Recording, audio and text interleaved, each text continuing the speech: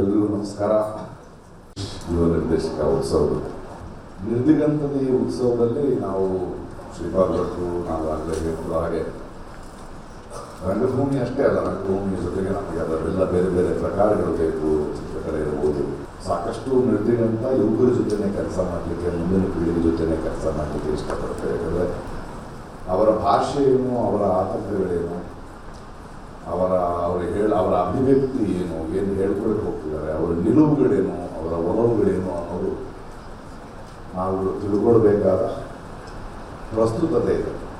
ಯಾಕಂದರೆ ಯಾವುದೇ ಒಂದು ಸಮಸ್ಯೆ ಎಲ್ಲಿ ತನಕ ಬರುತ್ತೆ ಸಮಾಜದಲ್ಲಿ ಅಥವಾ ಯಾವುದೇ ಬೆಳವಣಿಗೆ,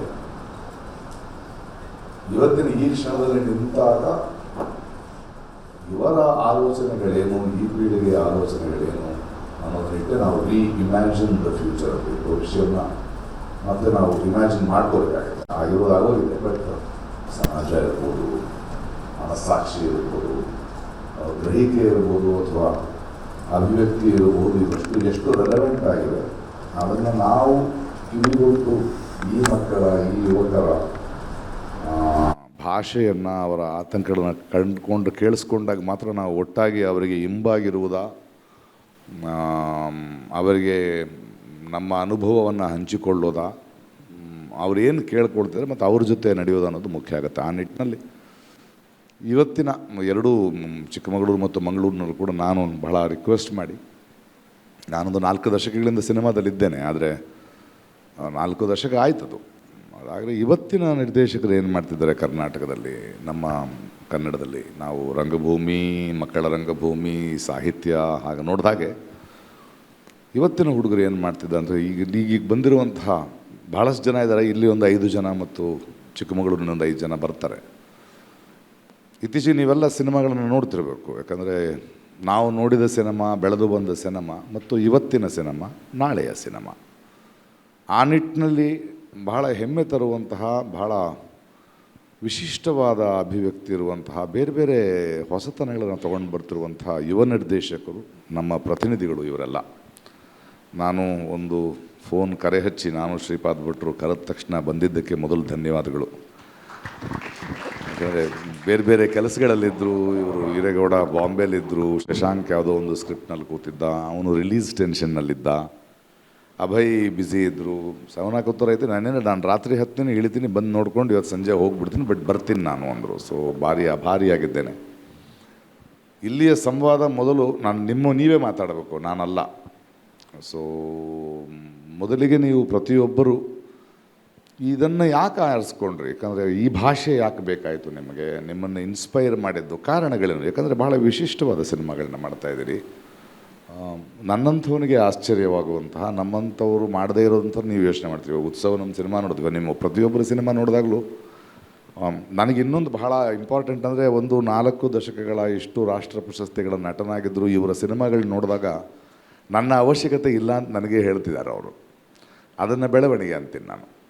ಅಂದರೆ ನನ್ನಂತಹ ಒಬ್ಬ 4 ದಶಕಗಳ ನಟನಾಗಿದ್ದರು, ನನ್ನನ್ನು ಪ್ರೇಕ್ಷಕನನ್ನಾಗಿ ಮಾಡಿದ ಸಿನಿಮಾಗಳನ್ನು ಇವರು ಮಾಡಿದ್ದಾರೆ. ಭಾಳ ಆರೋಗ್ಯಕರವಾದ ಒಂದು ಬೆಳವಣಿಗೆ ಅದು.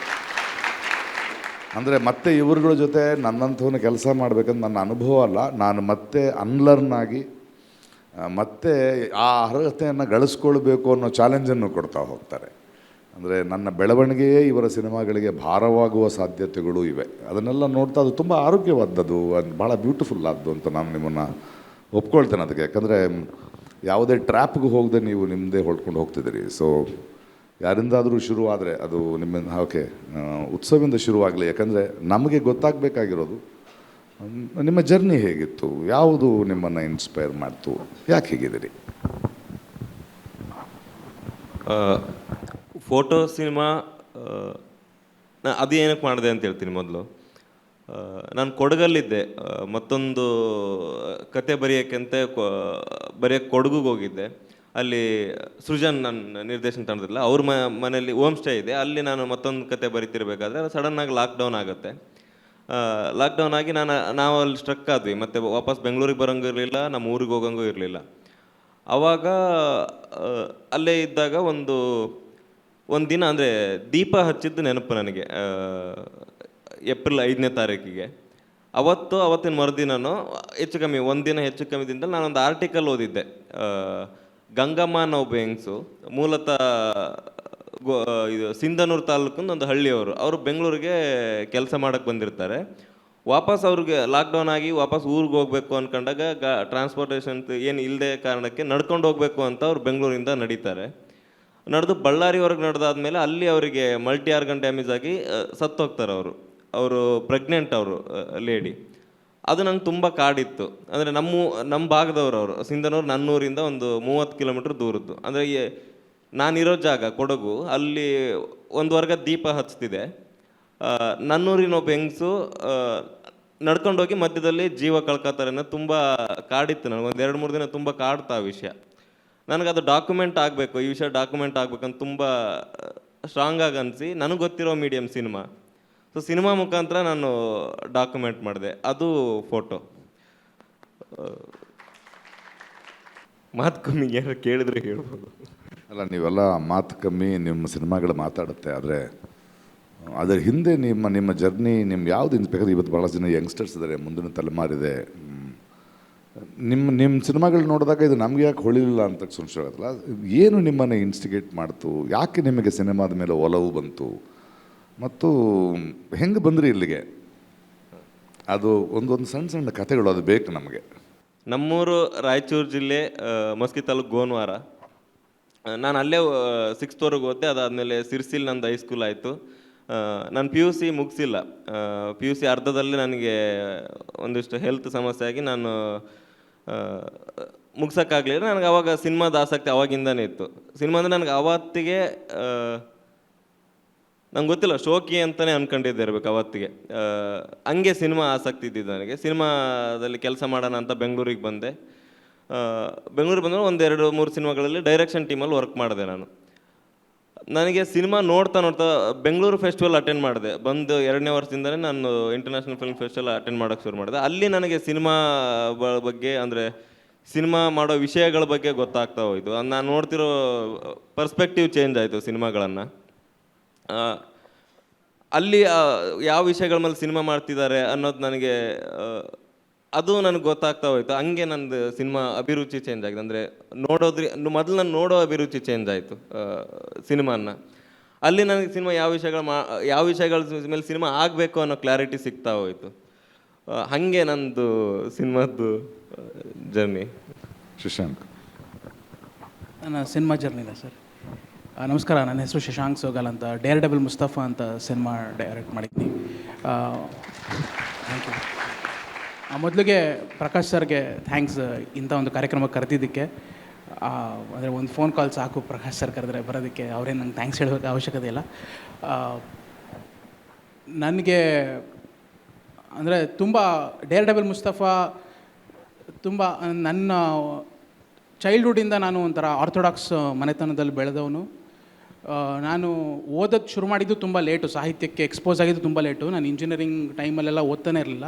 ಅದಾಗಿ ಕೆಲಸಕ್ಕೆ ಸೇರ್ಕೊಂಡ್ಮೇಲೆ ಅಲ್ಲಿ ಯಾರೋ ಅಲ್ಲಿ ರೂಮ್ಸಲ್ಲಿ ಓದಿದಾಗ ನನಗೆ ಏನೋ ಕನ್ನಡ ಪುಸ್ತಕ ಹಂಗೆ ಶುರುವಾಗಿದ್ದು. ಹಂಗೆ ಓದಿದಾಗ ನನಗೆ ಪರಿಚಯ ಆಗಿದ್ದು ತೇಜಸ್ವಿ. ಓದ್ತಾ ಇದ್ಬೇಕಾದ್ರೆ ನಾನು 2012-13 ಡೇರ್ ಡೆವಿಲ್ ಮುಸ್ತಫಾ ಓದಿದೆ. 1972ನೇ ಇಸ್ವಿಲಿ ಬರೆದಿದ್ದ ಕತೆ ಇವತ್ತಿಗೂ ಹಿಂಗೆ ರಿಲೆವೆಂಟಾ? ಅಂದರೆ ನಾನು ಹಿಂಗೆ ಯೋಚನೆ ಮಾಡ್ತಿದ್ನಲ್ಲ ಅಂತ ತೇಜಸ್ವಿ ನನ್ನನ್ನು ಕಾನ್ಫಿಡೆನ್ಸಿಗೆ ತೊಗೊಂಡು ನನ್ನನ್ನು ಮಾರನೇ ದಿನದಿಂದ ಒಂಥರ ಬೇರೆ ವ್ಯಕ್ತಿ ಥರ ಮಾಡಿಬಿಟ್ರು. ಹಾಗೆ ಆ ಕತೆ ನನ್ನ ಒಳಗಡೆ ಉಳಿತು. ದಿನೇ ಆ ಕತೆಗೆ ರಿಲೆವೆನ್ಸ್ ಜಾಸ್ತಿ ಬರ್ತಾನೆ ಇತ್ತು. ಹಾಗಾಗಿ ನಾನು ಅಂದರೆ ಈ ಕಥೆನ ಮತ್ತು ಬಹುಮುಖ್ಯವಾಗಿ ಅದನ್ನು ಪಾಪ್ಯುಲರ್ ಮೀಡಿಯಮಲ್ಲಿ ಹೇಳೋಕ್ಕೆ ಸಾಧ್ಯತೆ ಇತ್ತು, ತೇಜಸ್ವಿ ಅವರ ಶೈಲಿ, ತೇಜಸ್ವಿ ಅವರ ರೈಟಿಂಗು. ಹಾಗಾಗಿ ಈ ಕಥೆನ ನಾನು ಪಾಪ್ಯುಲರ್ ಏನಂತಾರೆ ಗ್ಯಾಲರಿಗೆ ಹೇಳಬೇಕು, ಎಲ್ಲ ಆಡಿಯನ್ಸ್ಗೆ ರೀಚ್ ಆಗೋ ಥರ ಹೇಳಬೇಕು ಅನ್ನೋದು ನನಗೆ ಭಾಳ ಆಸೆ. ಹಾಗಾಗಿ ನನ್ನ ಮೊದಲನೇ ಸಿನಿಮಾ ಅಂದರೆ ಸ್ವಲ್ಪ ಚಾಲೆಂಜಿಂಗ್ ಇತ್ತು. ಒಬ್ಬ ಮುಸ್ಲಿಂ ಪ್ರೊಟಗನಿಸ್ಟು ಮತ್ತು ಎಲ್ಲ PUC ಹುಡುಗರು, ಸ್ವಲ್ಪ ಸ್ಕೇಲ್ ಅಪ್ ಅಂದರೆ ಪೀರಿಯಡ್ನ ಕ್ರಿಯೇಟ್ ಮಾಡಬೇಕು. 1970ನೇ ಇಸ್ವಿ. ನನಗೆ ಬೇಕಾದ ಬಜೆಟ್ ಸಿಗಲಿಲ್ಲ. ಒಂದಷ್ಟು ಜನ ಪ್ರೊಡ್ಯೂಸರ್ಸ್ನ ಹುಡುಕ್ತೆ, ಆಮೇಲೆ ಯಾರೂ ಸಿಗಲಿಲ್ಲ. ಹಾಗಾಗಿ ನಾನು ಅದನ್ನು ಕ್ರೌಡ್ ಫಂಡ್ ಮಾಡಿ ಒಂದು ಹೆಚ್ಚು ಕಮ್ಮಿ 100 ಜನ ತೇಜಸ್ವಿ ಅಭಿಮಾನಿಗಳನ್ನ ಸೇರಿಸ್ಕೊಂಡು ಅವ್ರಿಗೆಲ್ಲ ಕನ್ವಿನ್ಸ್ ಮಾಡಿ ಅವರೇ ಆ ಸಿನಿಮಾನ ನಿರ್ಮಾಣ ಮಾಡಿದ್ರು. ಕಳೆದ ವರ್ಷ ಬಿಡುಗಡೆಯಾಗಿ ಒಂದು ಮಟ್ಟಕ್ಕೆ ಅಂದರೆ ದೊಡ್ಡ ಮಟ್ಟಕ್ಕೆ ರೀಚ್ ಆಗಿದೆ ಅಂತ ನಂಬಿದ್ದೀನಿ. ಇದು ನನ್ನ ಒಂದು ಬ್ರೀಫ್ ಪರಿಚಯ ಸರ್. ಸೊ ಎಲ್ರಿಗೂ ನಮಸ್ಕಾರ. ನನ್ನ ಹೆಸರು ಈರೇಗೌಡ, ತಿಥಿ ಸಿನಿಮಾ ರೈಟ್ರನ್ನು. ಸೊ ಪ್ರಕಾಶ್ ಅವ್ರಿಗೆ ಥ್ಯಾಂಕ್ ಯು ಸರ್. ಸಾಮಾನ್ಯವಾಗಿ ನಾನು ಥ್ಯಾಂಕ್ ಯು ಯಾಕೆ ಹೇಳ್ಬೇಕಂದ್ರೆ, ನಮಗೆಲ್ಲರಿಗೂ ಗೊತ್ತು ಇಂಡಿಪೆಂಡೆಂಟ್ ಸಿನಿಮಾ ಎಷ್ಟು ಕಷ್ಟ ಅಂತ. ಸೊ ಆ ಸಪೋರ್ಟ್ ಸಿಗೋದು ಅಷ್ಟು ಈಸಿ ಇಲ್ಲ. ಇಂಡಿಪೆಂಡೆಂಟ್ ಫಿಲಮ್ ಮಾಡ್ಬೇಕು ಅಂದ್ಕೊಂಡಾಗಿಂದನೂ ಇವರು ಹೇಳ್ದಂಗೆ ಎಷ್ಟು ಜನ ಪ್ರೊಡ್ಯೂಸರ್ ಹುಡುಕಿದ್ದಾರೆ, ಏನೇನು ಓದಾಡಿದ್ದಾರೆ, ಅದ್ರ ಶ್ರಮನೇ ಬೇರೆ ಇದೆ. ಆದರೆ ಹೊಟ್ಟೆ ತುಂಬಿದವರು ನಿದ್ದೆ ಮಾಡೋಕ್ಕೆ ಸ್ಟಾರ್ಟ್ ಮಾಡಿಬಿಡ್ತಾರೆ. ಆದರೆ ಸಾರು ಹೊಟ್ಟೆ ತುಂಬಿದೆ, ಪರವಾಗಿಲ್ಲ, ಬೇರೆ ಕಡೆ ಬೀಜಗಳ ಬಿತ್ತನ ಅನ್ನೋ ಒಂದು ಕಾರ್ಯಕ್ಕೆ ಇಳಿದಿದ್ದೀರಾ. ತುಂಬ ಒಳ್ಳೆಯದಾಗಲಿ ಸರ್. ಅದಕ್ಕೆ ಸೊ ನನ್ನ ಜರ್ನಿ ಯಾವ ಥರ ಇತ್ತು ಅಂದರೆ, ನಾನು ಹಂಗೆ ಓದೋಕ್ಕೆ ಅಷ್ಟು ಆಗಲಿಲ್ಲ. ಹೈಸ್ಕೂಲ್ ಆದಮೇಲೆ ನಾನು ಕೆಲಸ ಮಾಡಬೇಕಾದ್ರೆ ಪರಿಸ್ಥಿತಿ ಇವತ್ತು. ನಾನು ಯಾವಾಗಲೂ ಊರಲ್ಲಿ MMS ಬೇಕಾದ್ರೆ ಒಂದು ಕನಸಿತ್ತು ನನಗೆ. ಸೊ ಯಾವಾಗಲೂ ಟ್ರೈನ್ ಪಾಸ್ ಆದಾಗ ಯೋಚನೆ ಮಾಡೋದು, ಒಂದು ಸಲ ಬೆಂಗಳೂರು ಹೋಗಿ ಬಂದುಬಿಡ್ಬೇಕಂತ. ಸೊ ಅದಕ್ಕೆ ಈ ಫಿಲಮ್ ತುಂಬ ಕನೆಕ್ಟ್ ಆಯ್ತು ನನಗೆ.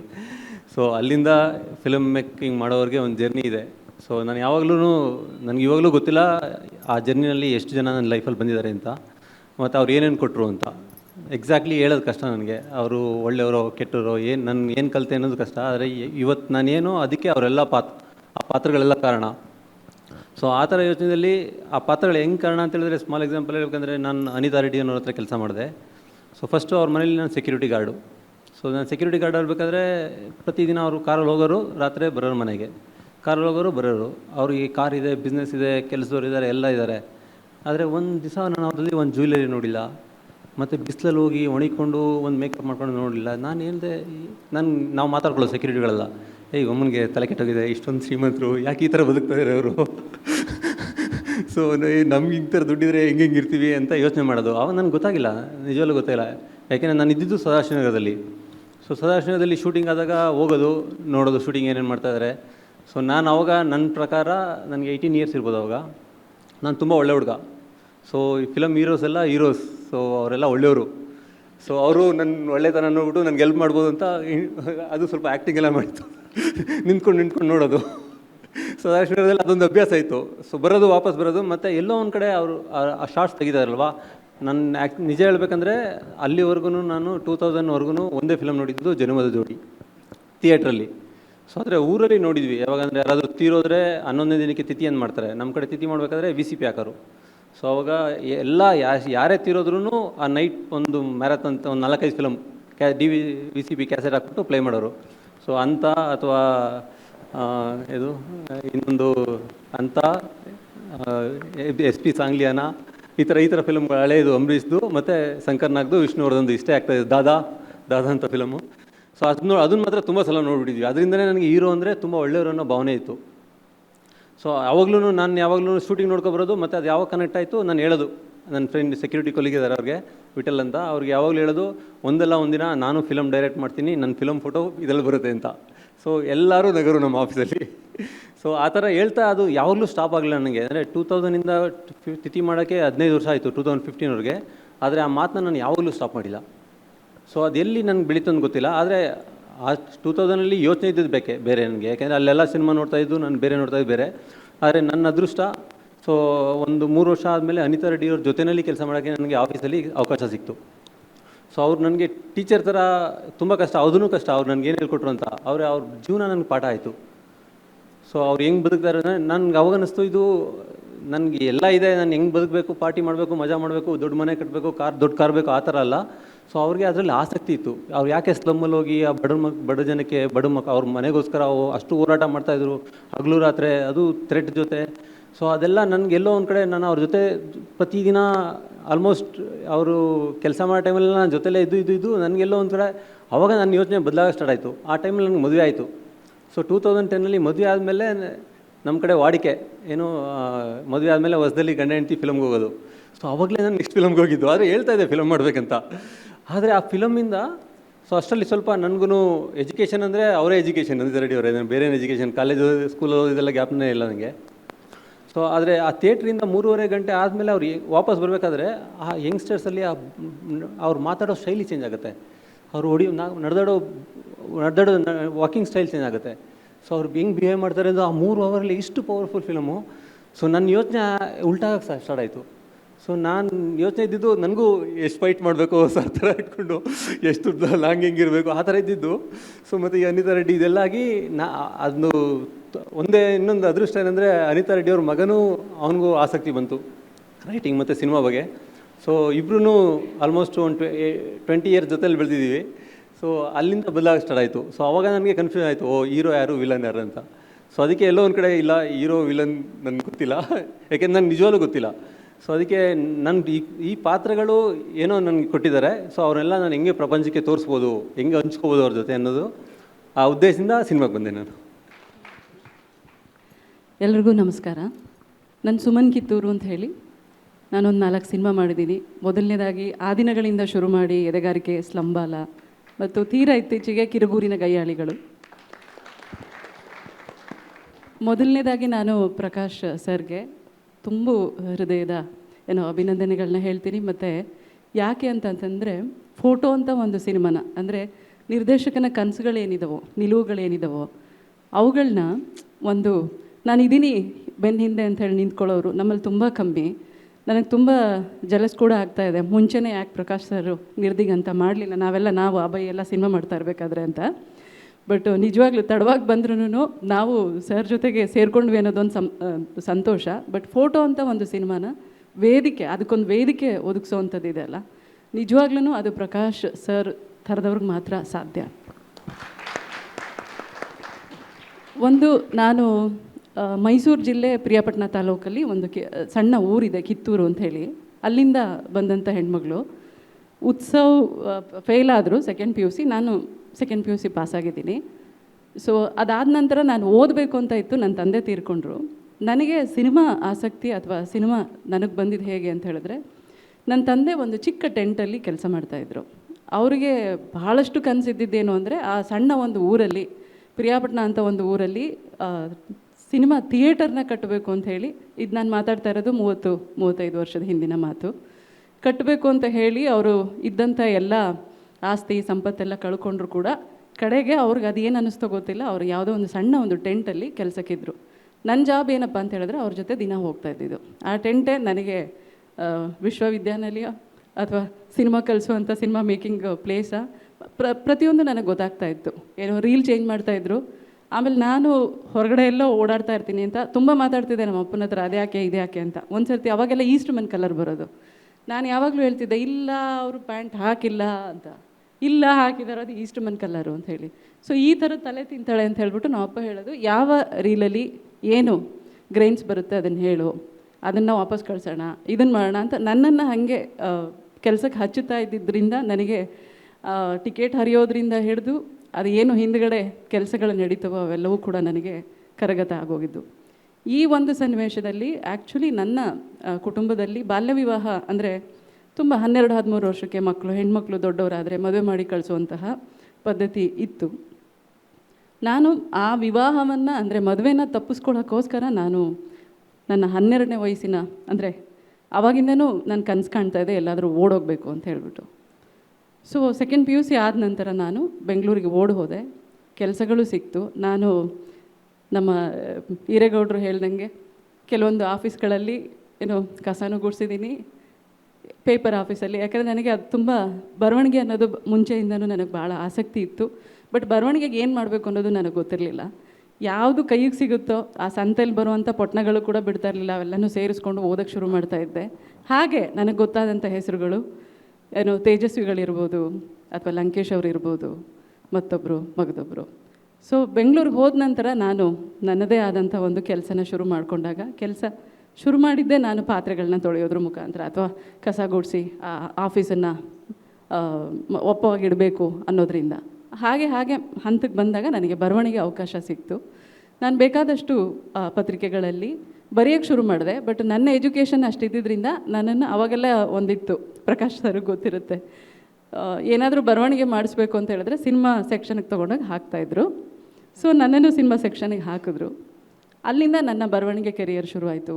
ದ್ವಾರಕೀಶ್ ಅವರಿರ್ಬೋದು, ವಜ್ರಮುನಿ ಅವರಿರ್ಬೋದು, ಅಥವಾ ಲೋಕೇಶ್ ಅವರಿರ್ಬೋದು. ಆಮೇಲೆ ನನಗೆ ಎಲ್ಲಕ್ಕಿಂತ ಹೆಚ್ಚಾಗಿ ತೆರೆ ಹಿಂದೆ ಯಾರು ಕೆಲಸಗಳನ್ನ ಮಾಡ್ತಾಯಿದ್ರು, ಇವಾಗ ಎಲ್ಲೂ ಹೋಗಿದ್ದಾರೆ. ತುಂಬ ಜನ ಕಾಣೆಯಾಗಿದ್ದರು ಆ ಟೈಮಲ್ಲಿ. ಯಾಕಂದರೆ ಸೋಷಿಯಲ್ ಮೀಡಿಯಾಗಳು ಇಲ್ಲದೇ ಇರೋಂಥ ಕಾಲದಲ್ಲಿ ಹುಡ್ಕೊಂಡೋಗಿ ರಂಗಭೂಮಿಯವ್ರು ಇರ್ಬೋದು, ಬೇಕಾದಷ್ಟು ಜನರನ್ನು ನಾನು ಮಾತಾಡಿಸ್ದೆ, ಇಂಟರ್ವ್ಯೂ ಮಾಡಿದೆ. ನನಗೆ ಆ ಥರ ಒಂದು ವೇದಿಕೆ ಕೊಟ್ಟವರು ಅಗ್ನಿ ಶ್ರೀಧರ್ ಅವರು, ಅವರ ಅಗ್ನಿ ಪತ್ರಿಕೆಯಲ್ಲಿ.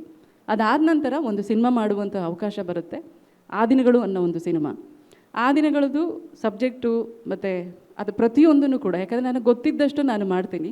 ಅದಾದ ನಂತರ ಬೇಕಾದಷ್ಟು ಕಥೆಗಳು ನಡೆದಿದೆ. ಅಲ್ಲಿಂದ ಇಲ್ಲಿ ತನಕ, ಅಂದರೆ ಕಿರುಗುರಿನ ಗಯ್ಯಾಳಿಗಳ ತನಕ ಬಂದು ನಿಂತಿದ್ದೀನಿ. ಸೊ ಇನ್ನು ಕನ್ನಡ ಚಿತ್ರರಂಗ ಅಂತ ತಗೊಂಡಾಗ ನಾವು ಇರುವಂತಹ ಕೆಲವು ಕವಿತಾ ಲಂಕೇಶ್ ಅವರು ಇರ್ಬೋದು, ಅಥವಾ ಇತ್ತೀಚೆಗೆ ಬಂದಂಥ ತುಂಬ ಜನ, ಅಂದರೆ ಬೇರೆ ಬೇರೆ ಥರದ್ದು ಹೆಣ್ಮಕ್ಳುಗಳು ಇವಾಗ ಬಹಳಷ್ಟು ಬೋಲ್ಡ್ ಅಟೆಂಪ್ಟ್ ಮಾಡಿಕೊಂಡು ತುಂಬ ಚೆನ್ನಾಗಿ ಸಿನಿಮಾಗಳನ್ನ ಪ್ರಸ್ತುತಪಡಿಸ್ತಾ ಇದ್ದಾರೆ. ಅವರೆಲ್ಲರಿಗೂ ಪ್ರಕಾಶ್ ಸರ್ ಥರದವರು ವೇದಿಕೆ ಆಗಬೇಕು, ಮುನ್ನಡೆಸಬೇಕು ಅಂತ ಹೇಳ್ಬಿಟ್ಟು ನಾನು ಕೇಳ್ಕೊತೀನಿ. ಎಲ್ರಿಗೂ ನಮಸ್ಕಾರ. ನಾನು ಅಭಯ ಸಿಂಹ ಅಂತ. ಸರ್, ರಿಪೀಟ್ ಮಾಡ್ತಿದ್ದೇನೆ, ಬೇಜಾರು ಮಾಡ್ಕೋಬೇಡಿ. ಈ ಥರದ ಒಂದು ವೇದಿಕೆ ನೀವು ಕ್ರಿಯೇಟ್ ಮಾಡಿರೋದು ನಿಜವಾಗೂ ಅದ್ಭುತ. ನಾವು ಯಾವಾಗಲೂ ಇಂಡಿಪೆಂಡೆಂಟ್ ಫಿಲ್ಮ್ ಮೇಕರ್ಗಳೆಲ್ಲ ಅಂದ್ಕೊಳ್ತಿದ್ವಿ, ನಮ್ಮ ಹೀರೋಗಳು, ನಮ್ಮ ಸ್ಟಾರ್ಗಳು ಯಾಕೆ ನಮ್ಮ ಸಿನಿಮಾಗಳನ್ನು ಎತ್ತಿ ಒಂದು ವೇದಿಕೆ ಕೊಡಲ್ಲ ಅಂತ. ಇದಕ್ಕೆ ನೀವು ವೇದಿಕೆ ಕೊಡ್ತಿದ್ದೀರಿ ಅಂತ ನೋಡಿದಾಗ, ಅಂದರೆ ನಿಮ್ಮನ್ನಾಗ ಭೇಟಿನೂ ಆಗಿರಲಿಲ್ಲ, but it was great feeling. ನನಗೆ ಆಗ ಉತ್ಸವನ ಪರಿಚಯನೂ ಇರಲಿಲ್ಲ, ಬಟ್ ಈ ಥರ ಒಂದು ಆಗ್ತಿದೆ ಅಂತ ಕೇಳಿದಾಗಲೇ ಭಾಳ ಸಂತೋಷ ಆಯಿತು. ಅದಕ್ಕೆ first of all thank you sir. ನನ್ನ ಸಿನಿಮಾ ಪ್ರಯಾಣ ರಿಲೇಟಿವ್ಲಿ ಚೆನ್ನಾಗಿತ್ತು. ಅಂದರೆ ಆರಂಭ ಬಹಳ ಕಷ್ಟದಲ್ಲಿ ಇರಲಿಲ್ಲ ನನಗೆ. ನನ್ನ ಅದೃಷ್ಟದಿಂದಾಗಿ ನಾನೊಂದು ಸಾಹಿತಿಗಳ ಮನೆಯಲ್ಲೇ ಹುಟ್ಟಿದ್ದೆ. ನನ್ನ ಅಪ್ಪ ಅಮ್ಮ ಇಲ್ಲೇ ಕೂತಿದ್ದಾರೆ. ನಮಗೆ ಪುಸ್ತಕದ ಅಂಗಡಿ ಇತ್ತು ಮಂಗಳೂರಿನಲ್ಲಿ, ಅತ್ರಿ ಬುಕ್ ಸೆಂಟರ್ ಅಂತ. ಹಾಗೆ ನಾನು ಮಂಗಳೂರಿನಲ್ಲೇ ಹುಟ್ಟಿದವನು, ಇಲ್ಲೇ ಬೆಳೆದವನು. ಸೊ ನಮಗೆ ಒಟ್ಟು ಸಾಂಸ್ಕೃತಿಕ ವಲಯ ಇತ್ತು. ಮನೆಗೆ ಸಾಹಿತಿಗಳು ಬರ್ತಿದ್ರು, ನನಗೆ ಅವರ ಮಾಮನೋ ಅಜ್ಜನೋ ಅಂತ ಅಷ್ಟೇ ಆಗಿತ್ತು, ಬಿಟ್ಟು ಅವ್ರು ಯಾರು ಅಂತಲೂ ಕೇರೆ ಮಾಡ್ತಿರ್ಲಿಲ್ಲ. ಅಂದರೆ ಆ ಪ್ರಾಯ ಹಂಗಿತ್ತು. ಬಟ್ ಅವರೊಟ್ಟಿಗಿನ ಸಂಪರ್ಕದಲ್ಲಿ ಅವ್ರು ಮಾತಾಡ್ತಿದ್ದ ವಿಷಯಗಳಲ್ಲಿ ಏನೋ ಒಂದಷ್ಟು ವಿಚಾರಗಳು ಬರ್ತಿತ್ತು. ಹಾಗಾಗಿ ಗೊತ್ತಿಲ್ಲದೆ ಒಂದು ವರ್ಲ್ಡ್ ವ್ಯೂ, ಒಂದು ರೀತಿಯ ಪ್ರೋಗ್ರೆಸಿವ್ ವರ್ಲ್ಡ್ ವ್ಯೂ ಬಂತು. ತಂದೆಯ ಅನೇಕ ಗೆಳೆಯರು ಇಲ್ಲಿ ಕೂತಿದ್ದಾರೆ, ನನಗೆಲ್ಲ ಅವರು ಗುರುಗಳಾಗಿ ಈ ನೆಲದಲ್ಲಿ ಬೆಳೆಸಿದವರು. ಒಬ್ಬರ ಹೆಸರು ಹೇಳಲ್ಲ ನಾನು. ಬಟ್ ಇದೇ ಕಾಲೇಜಲ್ಲಿ ನಾನು 1ನೇ ಕ್ಲಾಸಿಂದ ಡಿಗ್ರಿವರೆಗೆ ಓದಿದೆ. ಇಲ್ಲೇ ಫೋಟೋಗ್ರಫಿ ಮಾಡಿಕೊಂಡು, ಇಲ್ಲಿನ ಫಾದರ್ಗಳು ಆಗ ಕೊಡ್ತಿದ್ದ ಎಕ್ಸ್ಟ್ರಾ ಹಣದಲ್ಲಿ ಸ್ವಲ್ಪ ಹಣ ಉಳಿಸ್ಕೊಂಡ್ಬಿಟ್ಟು ಬೇರೆ ಹಾಬಿ ಫೋಟೋಗ್ರಫಿ ಮಾಡ್ತಿದ್ದೆ. ಸೊ ಈ ಥರ ನನ್ನ ಜರ್ನಿ ಇದೇ ಕಾಲೇಜಿನಲ್ಲಿ, ಇದೇ ನೆಲದಲ್ಲಿ ಸ್ಟಾರ್ಟ್ ಆಯಿತು. ಸೊ ಈ ಕಾಲೇಜಲ್ಲಿ ಡಿಗ್ರಿವರೆಗೆ ಓದಿದೆ ನಾನು. 1ನೇ ಕ್ಲಾಸಿಂದ ಡಿಗ್ರಿವರೆಗೆ ಇದೇ ಕ್ಯಾಂಪಸ್ಸು. ಇಲ್ಲೇ ಓದ್ಕೊಂಡು ಡಿಗ್ರಿ ಮುಗಿಸಿದ ಮೇಲೆ ಈ ಸ್ಟಿಲ್ ಇಮೇಜಿಂದ ಒಂದು ವಿಡಿಯೋ ಇಮೇಜ್ ಮಾಡುವಂಥ ಒಂದು ಸಂದರ್ಭ ಬಂತು. ಈ ವಿಡಿಯೋ, ಅಲ್ಲಿವರೆಗೆ ನಾಟಕ ಏನೋ ಒಂದಷ್ಟು ಇಲ್ಲಿ ಕಾಲೇಜ್ ನಾಟಕ ಇತ್ಯಾದಿ ಮಾಡ್ತಿದ್ವಿ. ಬಟ್ ಈ ವಿಡಿಯೋ ಬಂದ ಕೂಡಲೇ ಇಮೇಜ್ಗಳು ಮೂವ್ ಆಗ್ಲಿಕ್ಕೆ ಶುರು ಆದಾಗ ಗಾಬರಿ ಆಗ್ಲಿಕ್ಕೆ ಶುರು ಆಯಿತು. ಅರೆ, ಇದು ಮೂವ್ ಆಗ್ತಿದೆ, ನಾನು ಇವಾಗ ಇಷ್ಟವರೆಗೆ ನಾನು ಅರ್ಥ ಮಾಡ್ಕೊಂಡದ್ದು ಎಲ್ಲವೂ ಬದಲಾಗ್ತಿದೆ, ನನ್ನ ಇಡೀ ವರ್ಲ್ಡ್ ವ್ಯೂ ಚೇಂಜ್ ಆಗ್ತಿದೆ ಅಂತ. ಇದರ ಬಗ್ಗೆ ಕಲಿಬೇಕು ಅಂತ ಆಸಕ್ತಿ ಇತ್ತು. ಬಟ್ ಇಲ್ಲಿ ಆ ಟೈಮಲ್ಲಿ ಸಾಧ್ಯ ಇರಲಿಲ್ಲ. ಸೊ ಅದು ಎಲ್ಲಿ ಅಂತ ನೋಡುವಾಗ ಪೂನಾದಲ್ಲಿ ಫಿಲ್ಮ್ ಇನ್ಸ್ಟಿಟ್ಯೂಟ್ ಇದೆ, ಅಲ್ಲಿ ಕಲಿತಾರೆ ಅಂತ. ಅದ್ರ ಬಗ್ಗೆ ಏನೂ ಐಡಿಯಾನೇ ಇರಲಿಲ್ಲ ನನಗೆ. ಆ ಕಾಲದಲ್ಲಿ ಗೊತ್ತಿದ್ದ ಏಕೈಕ ಒಳ್ಳೆ ಫಿಲ್ಮ್ ಮೇಕರ್ ಗಿರೀಶ್ ಕಾಸರಳ್ಳಿ ಅವರು. ಅವರು ಅಲ್ಲಿ ಕಲ್ತಿದ್ದಾರೆ ಅಂದರೆ ನಾನು ಅಲ್ಲಿಗೆ ಹೋಗಬೇಕು ಅಂತ ಅಲ್ಲಿಗೆ ಹೋಗ್ಬಿಟ್ಟೆ ಸೀದಾ ಅಷ್ಟೇ. ಅಲ್ಲಿಗೆ ಹೋದ್ಮೇಲೆ that change my entire world. ಅಂದರೆ ಒಂದು ಸಿನಿಮಾ ಅದೊಂದು ಎಂಥ ದೈತ್ಯ ಮಾಧ್ಯಮ, ಅದರ ಪವರ್ ಏನು ಅಂತ ಹೇಳುವಂಥದ್ದು ದೊಡ್ಡ ರಿವಿಲೇಷನ್. ಒಂಥರ ಕಲ್ಚರಲ್ ಶಾಕ್. ಅಂದರೆ ಮಂಗಳೂರಿನ ಥರದಲ್ಲಿ ಇಲ್ಲಿ ಒಂದು ರೀತಿಯ ಸುಖದಲ್ಲಿ ಬೆಳೆದವನಿಗೆ ಒಂದು ಪುಣೆಯ, ಉತ್ತರ ಭಾರತದ ಇಡೀ ಒಂದು ಅಲ್ಲಿನ ಬೇರೆಯೇ ಕಲ್ಚರು ಒಂದು ಕಲ್ಚರಲ್ ಶಾಕ್ ಆಗಿತ್ತು. ಇಲ್ಲಿ ಒಂಥರ ಪ್ರೊಟೆಕ್ಟಿವ್ ಎನ್ವೈರ್ಮೆಂಟಲ್ಲಿ ಬೆಳೆದದ್ದು, ಅಲ್ಲಿ ಸಡನ್ನಾಗಿ ಗಾಲಿಗಳಿಂದ ಹಿಡಿದು ಅಲ್ಲಿನ ಇಡೀ ಒಂದು ನಾರ್ತ್ ಇಂಡಿಯಾದ ಒಂಥರ ಮೇಲ್ ಶಾವನಿಸ್ಟಿಕ್ ಆಗಿರುವಂಥ ಒಂದು ಇಡೀ ಸಂಸ್ಕೃತಿ ಹೇರಿದಾಗ ಆ ಇಡೀ ಕಲ್ಚರಲ್ ಶಾಕ್ ಕೊಟ್ಟಿಗೆ ಒಂದು ಹೊಸ ಮಾಧ್ಯಮ, ಇಡೀ ಒಂದು 3 ವರ್ಷದ ಕಲಿಕೆ ಏನಿತ್ತು ಪೂನಾದಲ್ಲಿ, ಅಲ್ಲಿ ಫಿಲ್ಮ್ ಮಾತ್ರ ಅಲ್ಲ, ಒಂಥರ ಇಡೀ ಜೀವನದ ಒಂದು ಹೊಸ ಪರ್ಸ್ಪೆಕ್ಟಿವ್ ಓಪನ್ ಆಯ್ತು ಅಲ್ಲಿಗೆ. ಸಿನಿಮಾ ಒಂದು ಮೀಡಿಯಮ್ ಆಗಿ ಕಲ್ತೇನೆ ಡೆಫಿನೆಟ್ಲಿ ನಾನು, ಅದು ಶಾರ್ಟ್ ತೆಗೆಯೋದು ಹೇಗೆ ಇತ್ಯಾದಿಗಳು. ಸೊ ಶುರುವಿನ 2 ವರ್ಷಗಳಲ್ಲಿ ಬರೀ ಈ ಟೆಕ್ನಾಲಜಿ ಕಲಿಯೋದ್ರಲ್ಲಿ ಆಗೋಯ್ತು. ಆದರೆ 3ನೇ ವರ್ಷಕ್ಕೆ ಬರುವಾಗ ಈ ಮಣಿಕಾಲ್ ಅಂತ ಹೇಳುವ ಇಂಡಿಯಾದ ಒಬ್ಬರು ಲೆಜೆಂಡ್ರಿ ಫಿಲ್ಮ್ ಮೇಕರ್ ನಮಗೆ ಮಾಸ್ಟರ್ ವರ್ಕ್ಶಾಪ್ ಮಾಡ್ಲಿಕ್ಕೆ ಬಂದರು. 3 ತಿಂಗಳು ಅವರೊಟ್ಟಿಗೆ ನಾವು ಟೈಮ್ ಸ್ಪೆಂಡ್ ಮಾಡಿದ್ವಿ. ಕ್ಯಾಮ್ರಾನೇ ಮುಟ್ಟದೆ ಆ ಮಹಾನ್ ವ್ಯಕ್ತಿ ನಮಗೆ ಸಿನಿಮಾ ಹೇಳ್ಕೊಟ್ರು, ಅಂದರೆ ಜೀವನ ಹೇಳ್ಕೊಟ್ರು, ಸಿನಿಮಾದೊಟ್ಟಿಗೆ ಬದುಕೋದೇಕೆ ಅಂತ. ಕ್ಯಾಮ್ರಾ ಎಲ್ಲ ಸೈಡ್ಗೆ ಇಟ್ಬಿಡಿ, ನಾವು ಜೀವನ ಕಲಿಯೋಣ ಅಂತ 3 ತಿಂಗಳು ಅವರೊಟ್ಟಿಗೆ ಕಳೆದ್ವಿ ನಾವು. That was a great learning. ಅಂದರೆ ನಾವು ಟೂಲ್ಗಳೆಲ್ಲ ಕಲ್ತಿದ್ವಿ, ಆ ಟೂಲ್ಗಳೆಲ್ಲ ಬಿಟ್ಟಾಕಿ ಸಿನಿಮಾ ಮಾಡೋದು ಕಲಿಯೋಣ, ಬದುಕೋದು ಕಲಿಯೋಣ, ಬದುಕೋನ ಅಭಿವ್ಯಕ್ತಿಸೋದು ಕಲಿಯೋಣ ಅಂತ ಹೇಳಿದರು. ಅದರ ನಂತರ ಅಫ್ಕೋರ್ಸ್ ಬೆಂಗಳೂರಿಗೆ ಬಂದೆ. ಬೆಂಗಳೂರಲ್ಲಿ ನನ್ನ ಮೊದಲ ಸಿನಿಮಾ ಗುಬ್ಬಚ್ಚಿಗಳಾಯಿತು. ಸರ್ ಫ್ರೆಂಡು ಬಿ ಸುರೇಶ್ ಅವರು ಪ್ರೊಡ್ಯೂಸ್ ಮಾಡಿದರು. ಆಮೇಲೆ ಮಮ್ಮೂಟಿಯವರೊಟ್ಟಿಗೆ ಶಿಕಾರಿ ಅಂತ ಒಂದು ಮಲಯಾಳ ಮತ್ತು ಕನ್ನಡದಲ್ಲಿ ಒಂದು ಸಿನಿಮಾ ಮಾಡಿದೆ. ಸಕ್ಕರೆ ಅಂತ ಗಣೇಶ್ ಅವರೊಟ್ಟಿಗೆ ಒಂದು ಸಿನಿಮಾ ಮಾಡಿದೆ. ಆಮೇಲೆ ಪಡ್ಡಾಯಿ ಅಂತ ತುಳುವಲ್ಲಿ ವಾಪಸ್ ಇಲ್ಲಿಗೆ ಬಂದು ಇಲ್ಲಿ ತುಳುವಿನ ಭಾಷೆಯಲ್ಲಿ, ನನ್ನ ಭಾಷೆಯಲ್ಲಿ ಮಾಡಿದೆ ಒಂದು ಸಿನಿಮಾ. ಮ್ಯಾಕ್ಬೆತಿನ ಅಡಾಪ್ಟೇಷನ್ನು ತುಳು ಭಾಷೆಯಲ್ಲಿ. ಬಟ್ ಈ ಸಿನಿಮಾಕ್ಕೆ ಸಾಕಷ್ಟು ಗ್ಯಾಪ್ಗಳಿರ್ತಿತ್ತು. ಯಾಕೆ ಇರ್ತಿತ್ತು ಅಂದರೆ ಇದರ ಮಿಡ್ಲಲ್ಲಿ ಸಾಕಷ್ಟು ಡಾಕ್ಯುಮೆಂಟ್ರಿಗಳನ್ನ ಮಾಡ್ತಿದ್ದೆ ನಾನು. ಉತ್ತರ ಕರ್ನಾಟಕದ ಸಾಕಷ್ಟು ಹಳ್ಳಿಗಳಲ್ಲಿ ಹೋಗ್ಬಿಟ್ಟು ನರೇಗಾ ಇರ್ಬೋದು, ಬಾಲ್ಯ ವಿವಾಹ ಇರ್ಬೋದು, ಇದರ ಬಗ್ಗೆ ಸಾಕಷ್ಟು ಡಾಕ್ಯುಮೆಂಟ್ರಿ ಮಾಡ್ತಿದ್ದೆ.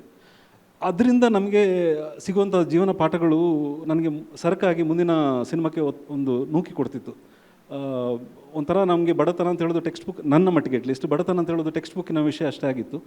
ಅಲ್ಲಿ ಪ್ರಯಾಣ ಮಾಡಿದಾಗ ಅಲ್ಲಿನ ಜನಗಳನ್ನು ನೋಡಿದಾಗ ಬಡತನ ಅಂದರೆ ಏನು ಅಂತ ಅರ್ಥ ಆಗ್ಲಿಕ್ಕೆ ಶುರುವಾಯಿತು. ಆ ಇಡೀ ಒಂದು ಐ ಓಪನರ್ ಎಕ್ಸ್ಪೀರಿಯನ್ಸಿಂದಾಗಿ ಸಿನಿಮಾಗಳು ಒಂದೊಂದು ಸಿನಿಮಾಕ್ಕೂ ಒಂದೊಂದು ಸಬ್ಜೆಕ್ಟ್ಗಳು ತಲೆ ಒಳಗೆ ರೂಪುಗೊಳ್ತಾ ಇತ್ತು. ಮಾಧ್ಯಮ ಕಲ್ತಿದ್ದಿತ್ತು, ಹಾಗಾಗಿ ಎರಡು ಸೇರಿಕೊಂಡು ಆ ಥರ ಮಾಡ್ಲಿಕ್ಕೆ ಶುರು ಮಾಡಿದೆ ಸರ್. ಇಲ್ಲಿ ನಿಮ್ಮೆಲ್ಲರಲ್ಲೂ ನಾನೊಂದು ಕಾಮನ್ ಪಾಯಿಂಟ್ ನೋಡ್ತೀನಿ, all are independent film makers. ಯಾಕಂದರೆ ಸಿನಿಮಾ ಅನ್ನೋದೊಂದು ವ್ಯವಸ್ಥೆ, ಅದು ಒಂದು ಕುಟುಂಬ, ಒಂದು ನಿರ್ಮಾಣ ಸಂಸ್ಥೆ, ಅಥವಾ ಆಲ್ರೆಡಿ ಬೆಳೆದವನ ಜೊತೆ ಅಸೋಸಿಯೇಟ್ ಆದರೆ ನೋಡ್ತೀವಿ. ಒಬ್ಬ ಸ್ಟಾರ್ ಇದ್ದರೆ ಒಬ್ಬ ಡೈರೆಕ್ಟ್ರ್, ಅವನು ಓಕೆ ಆದರೆ ಒಬ್ಬ ಡೈರೆಕ್ಟರ್ ಆಗ್ತಾನೆ, ಒಬ್ಬ ಸಿನಿಮಾಟೋಗ್ರಾಫರ್ ಆಗ್ತಾನೆ. ಬಟ್ ನಿಮ್ದು ಹಾಗಲ್ಲ. ಒಂದಂತೂ ನಮಗೆ ಈ ಮಾತುಗಳಲ್ಲಿ ಮಕ್ಕಳಿಗೆ ಅರ್ಥ ಆಗಬೇಕಾಗಿರೋದು, ನಮ್ಗೆ ಅರ್ಥ ಆಗಬೇಕಾಗಿರೋದು, ಬಟ್ ನಮ್ಗೆ ಅರ್ಥ ನೋಡಿದ್ದು ಕೂಡ ಸಿನಿಮಾ ಅನ್ನೋದು ಮಾಧ್ಯಮ ಒಬ್ಬೊಬ್ಬರು ಒಂದೊಂದು ಥರದ ಸಿನಿಮಾ ಮಾಡಿದ್ದಾರೆ. ಭಾಷೆ ಒಂದೇ, ಆದರೆ ಕೊನೆಗೂ ಆ ಭಾಷೆ ಸಮೃದ್ಧ ಆಗೋದು ಅದರ ಗರ್ಭದಲ್ಲಿ ಏನಿದೆ ಅನ್ನೋದನ್ನೇ. ಇಲ್ದಿದ್ರೆ ಒಂದು ಸೌಂಡ್ ಅಷ್ಟೇ. ಹಾಗೆ ಸಿನಿಮಾ ನೀವು ಹೇಳಿದಾಗೆ ಟೆಕ್ನಾಲಜಿ ಅಷ್ಟೇ. ಬಟ್ ನಿಮ್ಮ ಆ ಸಣ್ಣ ತುಣುಕು ಇಣುಕು ಏನು ನೋಡ್ತೀವಿ, ನೋಡಿದ್ರೆ ಎಲ್ಲದರಲ್ಲೂ ಒಂದು ಸಾಹಿತ್ಯನೋ, ಒಂದು ಬದುಕನ್ನೋ, ಇನ್ನೊಂದೇನೋ. ತೇಜಸ್ವಿ ಸ್ಕ್ರಿಪ್ಟ್ ಮಾಡಿದ್ರು ಅನ್ನೋದು ತೇಜಸ್ವಿನ ಓದ್ದವ್ರು ಸಿನಿಮಾ ಮಾಡಿದ್ದಾರೆ ಅಂತ ನೋಡ್ಬೋದು, ಬದುಕನ್ನು ನೋಡಿದವರೇ. So that is very good. But ಕಾಲಾನುಕಾಲಕ್ಕೆ ಈ ಥರದ ಮಾಫಿಯಾ, ಈ ಥರದ ದೊಡ್ಡ ಮೀಡಿಯಾದ ಮಾರ್ಕೆಟ್ ಆಗಿಬಿಟ್ಟಿದೆ. ಬಟ್ ನಿಮ್ಗಳಿಗೆ ಸಿನಿಮಾ ಮಾಡಿದಾಗ ಒಂದು ತುಂಬ ನೋವಿದೆಯಲ್ಲ, how to enter industry. So ಏನನ್ನು ಎಕ್ಸ್ಪೆಕ್ಟ್ ಮಾಡ್ತೀರಿ ನಿಮ್ಮಂಥವ್ರು ಈ ಸಿನಿಮಾಯಿಂದ? ಯಾಕಂದರೆ ಪ್ರತಿ ಸಿನಿಮಾ ಮಾಡಿದ್ರು ಇವಾಗ ನೆಕ್ಸ್ಟ್ ಉತ್ಸವನ ಸಿನಿಮಾ ಮಾಡಿದ ತಕ್ಷಣ ನೆಕ್ಸ್ಟ್ ಸಿನಿಮಾ ಬರ್ತಂದು ಯಾವ ನಿರ್ಮಾಪಕ ಬರಲ್ಲ ಅವನಿಗೆ.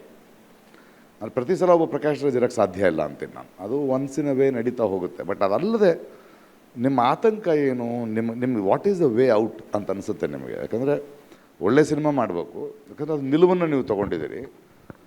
ಬಟ್ ಇನ್ನೂ ಆ ಉಸಿರು ಕಟ್ಟೋ ವಾತಾವರಣನೇ ಇದೆಯಲ್ಲ, ಅದು ಯಾಕಿದೆ ಆ ವಾತಾವರಣ?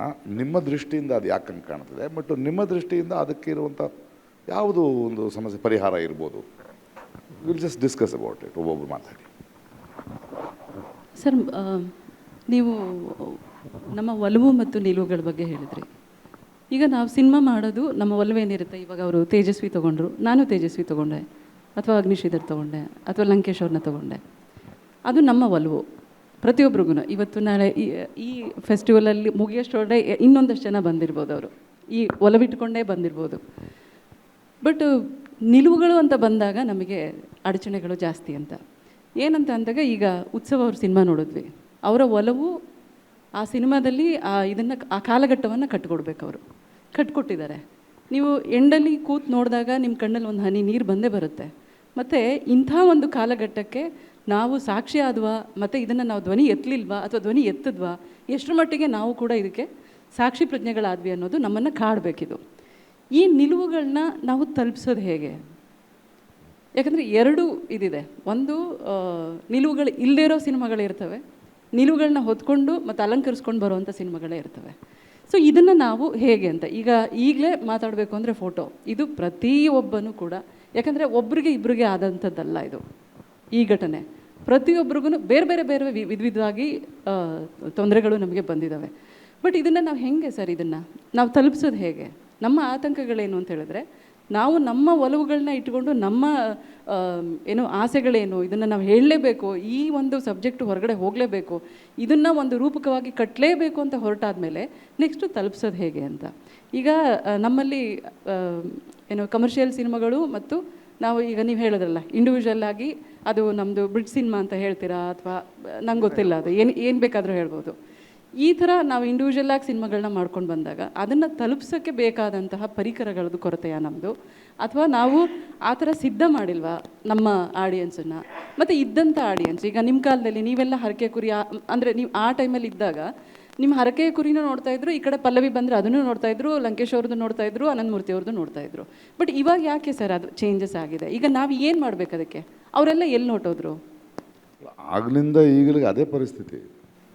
ಹರಕೆ ಕುಡಿ ನೋಡಲಿಲ್ಲ. ಓಕೆ, ಈ ಮಣಿರತ್ನಂ ಅಂತ ಮಣಿರತ್ನಂ ಇರುವರು ಮಾಡಿದ್ರೆ morning show flop. Yes sir. ನಮ್ಮ ಸರ್ಕ್ಯೂಟ್ಗಳು, ನಮ್ಮ ಕ್ಲೋಸರ್ ಸರ್ಕ್ಯೂಟ್ ಗಿರೀಶ್ ಕಾಸರವಳ್ಳಿ ನೋಡೋದು ಪಬ್ಲಿಕ್ ನೋಡಲೇ ಇಲ್ಲ ಸಿನಿಮಾ. ನೋಡಲಿಲ್ಲ ಸರ್. ಸೊ ಆ ಕಾಲಕ್ಕೂ ಈ ಕಾಲಕ್ಕೂ ಏನೂ ಬದಲಾಗಿಲ್ಲ ಒಂದು. ಬಟ್ ಅಲ್ಲಿ ಅದನ್ನೇ ನನಗೆ ನಿಮಗೆ ಆತಂಕ ಕಾಣಿಸ್ತಿದ್ರೆ ನಾವುಗಳು ಕೂತ್ಕೊಂಡು 4 ಜನ ಮಾತಾಡಬೇಕು. We will have to find a way out. Yes. ಹೇಗೆ ನಿಮಗೆ ಒಬ್ಬರೋ ಇಬ್ಬರು ಅವ್ರು ಇನ್ಸ್ಟಿಟ್ಯೂಟ್ ಬಿಟ್ಟರೆ, ಬಟ್ ನಾನು ಯಾವ ಕಾಲೇಜ್ಗೆ ಹೋಗಿ ಕಲ್ತಿದ್ದಲ್ಲ ಇದು. ಬಟ್ ನಮ್ಗೆ ಅನ್ಸುತ್ತಲ್ಲ ಈ ಭಾಷೆ ಬೇಕು, ಈ ಮಾಧ್ಯಮ ಬೇಕು ಅಂತ ಹೊರಟು ಬಂದುಬಿಟ್ವಿ. ಸೊ ಕನ್ನಡದಲ್ಲಿ ಪ್ರತಿಭೆಗಳಿಗೋ ಅಥವಾ ಈ ಥರದ ಒಂದು ಜರ್ನಿ ಇರೋರಿಗೆ ಕಮ್ಮಿ ಇಲ್ಲ. ಆದರೆ ಆಮೇಲೆ ಆಗ್ತಿಲ್ಲ, ಅಲ್ಲಿ ತನಕ ತೊಗೊಂಡು ಬಂದು ವಿತರಣೆ ಆಗ್ತಾ ಇಲ್ಲ. ಅದಕ್ಕೆ ಒಂದು ವ್ಯವಸ್ಥೆಯೊಳಗೆ ಏನು ಮಾಡಬೇಕು ಅನಿಸುತ್ತೆ ನಿಮಗೆ. ಬಿಕಾಸ್ ಸುಮ್ಮನೆ ನಾನು ನಾಳೆ ಒಂದು 10 ಕೋಟಿ ಕ್ರೌಡ್ ಫಂಡಿಂಗ್ ಮಾಡಿಬಿಟ್ಟು ರಿಲೀಸ್ ಮಾಡೋಣ ಅಂದರೆ ಅದು ಸಸ್ಟೈನಬಲ್ ಆಗಬೇಕಲ್ಲ, ಹಾಕಿದ ದುಡ್ಡು ಬರಬೇಕಲ್ಲ. ನಾವು ಅವರ ಹಾಗೆ ಕೋಟ್ಯಾಂತರ ರೂಪಾಯಿ ಕಟ್ಟಿ ಸಿನಿಮಾ ಮಾಡಿದ್ರು. ಇವಾಗ ಉತ್ಸವನ ಸಿನಿಮಾ ಇದೆ, ಅದು ತುಂಬ ಕಮ್ಮಿ ಬಡ್ಜೆಟ್ ಸಿನಿಮಾ. ಆ ಸಿನಿಮಾ ನೋಡಿದ ತಕ್ಷಣ ಜನ ನೋಡಲ್ಲ ಅಂತ ಗೊತ್ತು ನನಗೆ. ಆದರೆ ನನ್ನ ಮನಸ್ಸಾಕ್ಷಿಗೆ ಡಿಸ್ಟರ್ಬ್ ಆದಾಗ ಮತ್ತು ನಿರ್ದಿಗಂತದ ಕಟ್ಟುವಿಕೆಯಲ್ಲಿದ್ದಾಗ ಇದು ನಮ್ಮ ಜವಾಬ್ದಾರಿ ಅಲ್ವಾ, ಇದನ್ನೇ ತಾನೇ ನಾವು ಈ ನಿರ್ದಿಗಂತ ಹುಡುಕ್ತಿರೋದು ಕೂಡ ಅದನ್ನೇ.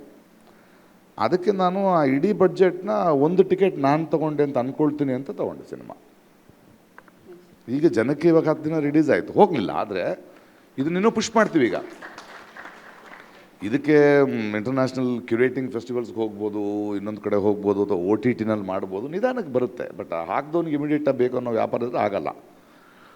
ನಾನು ಅವನಿಗೆ ಹೇಳಿದ್ದು ಕೂಡ ಈ ಸಿನಿಮಾ 3ನೇ ದಿನ 4ನೇ ದಿನ ಜನ ಬರ್ತಿಲ್ಲ, ಮತ್ತು ಬೇರೆ ಬೇರೆ ಕಾರಣಕ್ಕೆ ಮಹಾಪ್ರಭುಗಳ ವಾಯ್ಸ್ ಇರೋದ್ರಿಂದ ಶೋ ಮಾಡೋಕ್ಕೆ ಬಿಡ್ತಿಲ್ಲ, ಫೋನ್ ಮಾಡಿ ಕಟ್ ಮಾಡ್ತಾರೆ, PVR ಬಿಡಬೇಡಿ ಅಂತಾರೆ. ಅದೆಲ್ಲ ಕಣ್ಣಿಗೆ ಕಾಣಿಸ್ದಂಗೆ ನಿಲ್ಲಿಸೋಕ್ಕೆ ಪ್ರಯತ್ನ ಮಾಡಿದ್ರೆ ಅವನಿಗೆ ಹೇಳಿದೆ, ಎಲ್ಲ ರಿವ್ಯೂಗಳನ್ನು ನೋಡಿದಾಗ ನೀನು arrived. So you have arrived as a director. ಆ ಜವಾಬ್ದಾರಿ ಮುಗೀತು ನನಗೆ. ಇನ್ನು ಮುಂದೆ ಮಾಡಬೇಕಾದ್ರೆ ಕೂತಾಗ ಮಾಡುವಾಗಲೇ ಯೋಚನೆ ಮಾಡೋಣ, ಒಂದು ವೇದಿಕೆಯನ್ನು, ಒಂದು ಎಲಿಮೆಂಟನ್ನು, ಈ ಥರದ ಇಂಡಿಪೆಂಡೆಂಟ್ ಫಿಲ್ಮ್ ಮೇಕರ್ಸ್ಗೆ ನಾವುಗಳೆಲ್ಲ ಸೇರಿ, ನಾನು ನೀವುಗಳು ನಮ್ಮ ಮಕ್ಕಳೇ ಅಲ್ವಾ, ಇದು ನಾನು ಮಾತ್ರ ಅಲ್ಲ ಪ್ರೇಕ್ಷಕರು ಕೂಡ. ಅದನ್ನು ಒಂದನ್ನು ನಾವು ಕಟ್ಟಬೇಕಾಗತ್ತೆ, ಬೇರೆ ಬೇರೆ ಪ್ಲ್ಯಾಟ್ಫಾರ್ಮ್ಗಳು ಕಟ್ಟಬೇಕಾಗತ್ತೆ. ನಿಮಗೆ ಆ ಥರ ಏನಾರು ಅನ್ನಿಸ್ತಿದೆಯಾ? ನಿಮ್ಮ ಪ್ರಕಾರ ಏನಿದೆ ಸಜೆಷನ್ಗಳು? ಅಂದರೆ ನಾವು ನಿಮಗೆ ಬೇಕು ಅಂತ ನಾವು ಕೊಡೋದು ಬೇರೆ, ನಿಮ್ಗೇನು ಬೇಕು ಅಂತ ನಮಗೆ ಗೊತ್ತಾಗೋದು ಬೇರೆ ಅಲ್ವಾ? I would like to understand it from your perspective. Sir, 2 observation ನನಗೆ. ನಾನೀಗ ಮುಂದೆ ಮಾಡ್ತಾ ಇರುವಂಥ ಸಿನಿಮಾ ಏನಿದೆ, ಅದರ ಒಂದು ಸಣ್ಣ ಇದೆ ಏನಕ್ಕೆ ನೋಡಿ ಹೇಳಿಬಿಟ್ಟು ನಾನು ಇದು ಬರ್ತೀನಿ ಸರ್. ಬೀದರ್ನಲ್ಲಿ ಯಾವುದೋ ಒಂದು ಶಾಲೆಯಲ್ಲಿ, ಇದು ಒಂದು 3 ವರ್ಷ ಹಿಂದಿನ ಘಟನೆ. ಬೀದರ್ನ ಯಾವುದೊಂದು ಶಾಲೆಯಲ್ಲಿ ಸಣ್ಣ ಮಕ್ಕಳಿಗೆ ಸಿನಿಮಾದ ಬಗ್ಗೆ ಏನೋ ಮಾತಾಡ್ಲಿಕ್ಕೆ ಹೋಗಿದ್ದೆ. ಅದು ಮಾತಾಡ್ತಾ ಇದ್ದ ದಿವಸ ಒಂದು ಎನ್ಕೌಂಟ್ರ್ ಆಗುತ್ತೆ ಹೈದರಾಬಾದಲ್ಲಿ. ಒಂದು ರೇಪ್ ಕೇಸ್ ಆಗುತ್ತೆ, ಅದಕ್ಕೆ ಫಾಲೋಡ್ ಆಗಿ ಒಂದು ಎನ್ಕೌಂಟ್ರ್ ಆಗುತ್ತೆ. ಆ ಎನ್ಕೌಂಟ್ರ್ ಆದ ದಿವಸ ಇಡೀ ಶಾಲೆಯಲ್ಲಿ ಸಣ್ಣ ಮಕ್ಕಳು, ಅಂದರೆ 5ನೇ ಕ್ಲಾಸಿಂದ 10ನೇ ಕ್ಲಾಸ್ನ ಒಳಗಿನ ಮಕ್ಕಳು ಸೆಲೆಬ್ರೇಟ್ ಮಾಡ್ತಾರೆ. ಎನ್ಕೌಂಟ್ರ್ ಆಯಿತು, ಜಸ್ಟಿಸ್ ಸಿಕ್ತು ಅಂತ, ಹೆಣ್ಮಕ್ಳಿಗೆ ಜಸ್ಟಿಸ್ ಸಿಕ್ತು ಅಂತ. ಆ ಹೆಣ್ಮಕ್ಳು ಅಂದರೆ ಅದು ಎನ್ಕೌಂಟ್ರ್, ಅದು ಎಕ್ಸ್ಟ್ರಾ ಜುಡಿಷಿಯಲ್ ಎನ್ಕೌಂಟ್ರ್ ಅದು. ಸೊ ಆವಾಗ ನನಗೆ, ನಾವು ಯಾರಿಗೆ ಸಿನಿಮಾ ಮಾಡ್ತಿದ್ದೇವೆ ಅಂದರೆ ಈ ಮಕ್ಕಳು ನಾಳೆ ಆಡಿಯನ್ಸು, ಇವ್ರಿಗೆ ನಾವು ಸಿನಿಮಾ ಮಾಡ್ತಿದ್ದೀವಿ. ಆ್ಯಂಡ್ ಇವರಿಗೆ ನಾನು ಬಡತನ, gender equality, I mean how irrelevant am I ಅಂತ ಅನ್ಸ್ಲಿಕ್ಕೆ ಸ್ಟಾರ್ಟ್ ಆಯಿತು. ಅಂದರೆ ನಮ್ಮ ತಲೆಯಲ್ಲಿರುವಂಥ ಒಂದು ಪ್ರೀ ಕನ್ಸೀವ್ಡ್ ನೋಷನ್ಗಳು ಕಂಪ್ಲೀಟ್ಲಿ ಇರ್ರೆಲೆವೆಂಟ್. ಇದು ಇವ್ರಿಗಲ್ಲ, ನಾವು ಎಲ್ಲೋ ಬೇರೆನೇ ಇಲ್ಲಿ ಶುರು ಮಾಡಬೇಕಾಗಿದೆ, ಇದು ಸಿನಿಮಾಗಿನ್ಮೇಲೆ ಸ್ಟಾಪ್ ಮಾಡಬೇಕಂತ ಹೇಳೋ ಲೆವೆಲ್ನ ಆಕ್ರೋಶ ಬಂತು. ಆ ಸಿನಿಮಾ ಸ್ಕ್ರಿಪ್ಟ್ ಬರೆದೆ ನಾನು. ಆ ಸಿನಿಮಾ 3 ವರ್ಷದಿಂದ ಮಾಡ್ಲಿಕ್ಕೆ ಟ್ರೈ ಮಾಡ್ತಿದ್ದೇನೆ, ಆಗ್ತಾಯಿಲ್ಲ.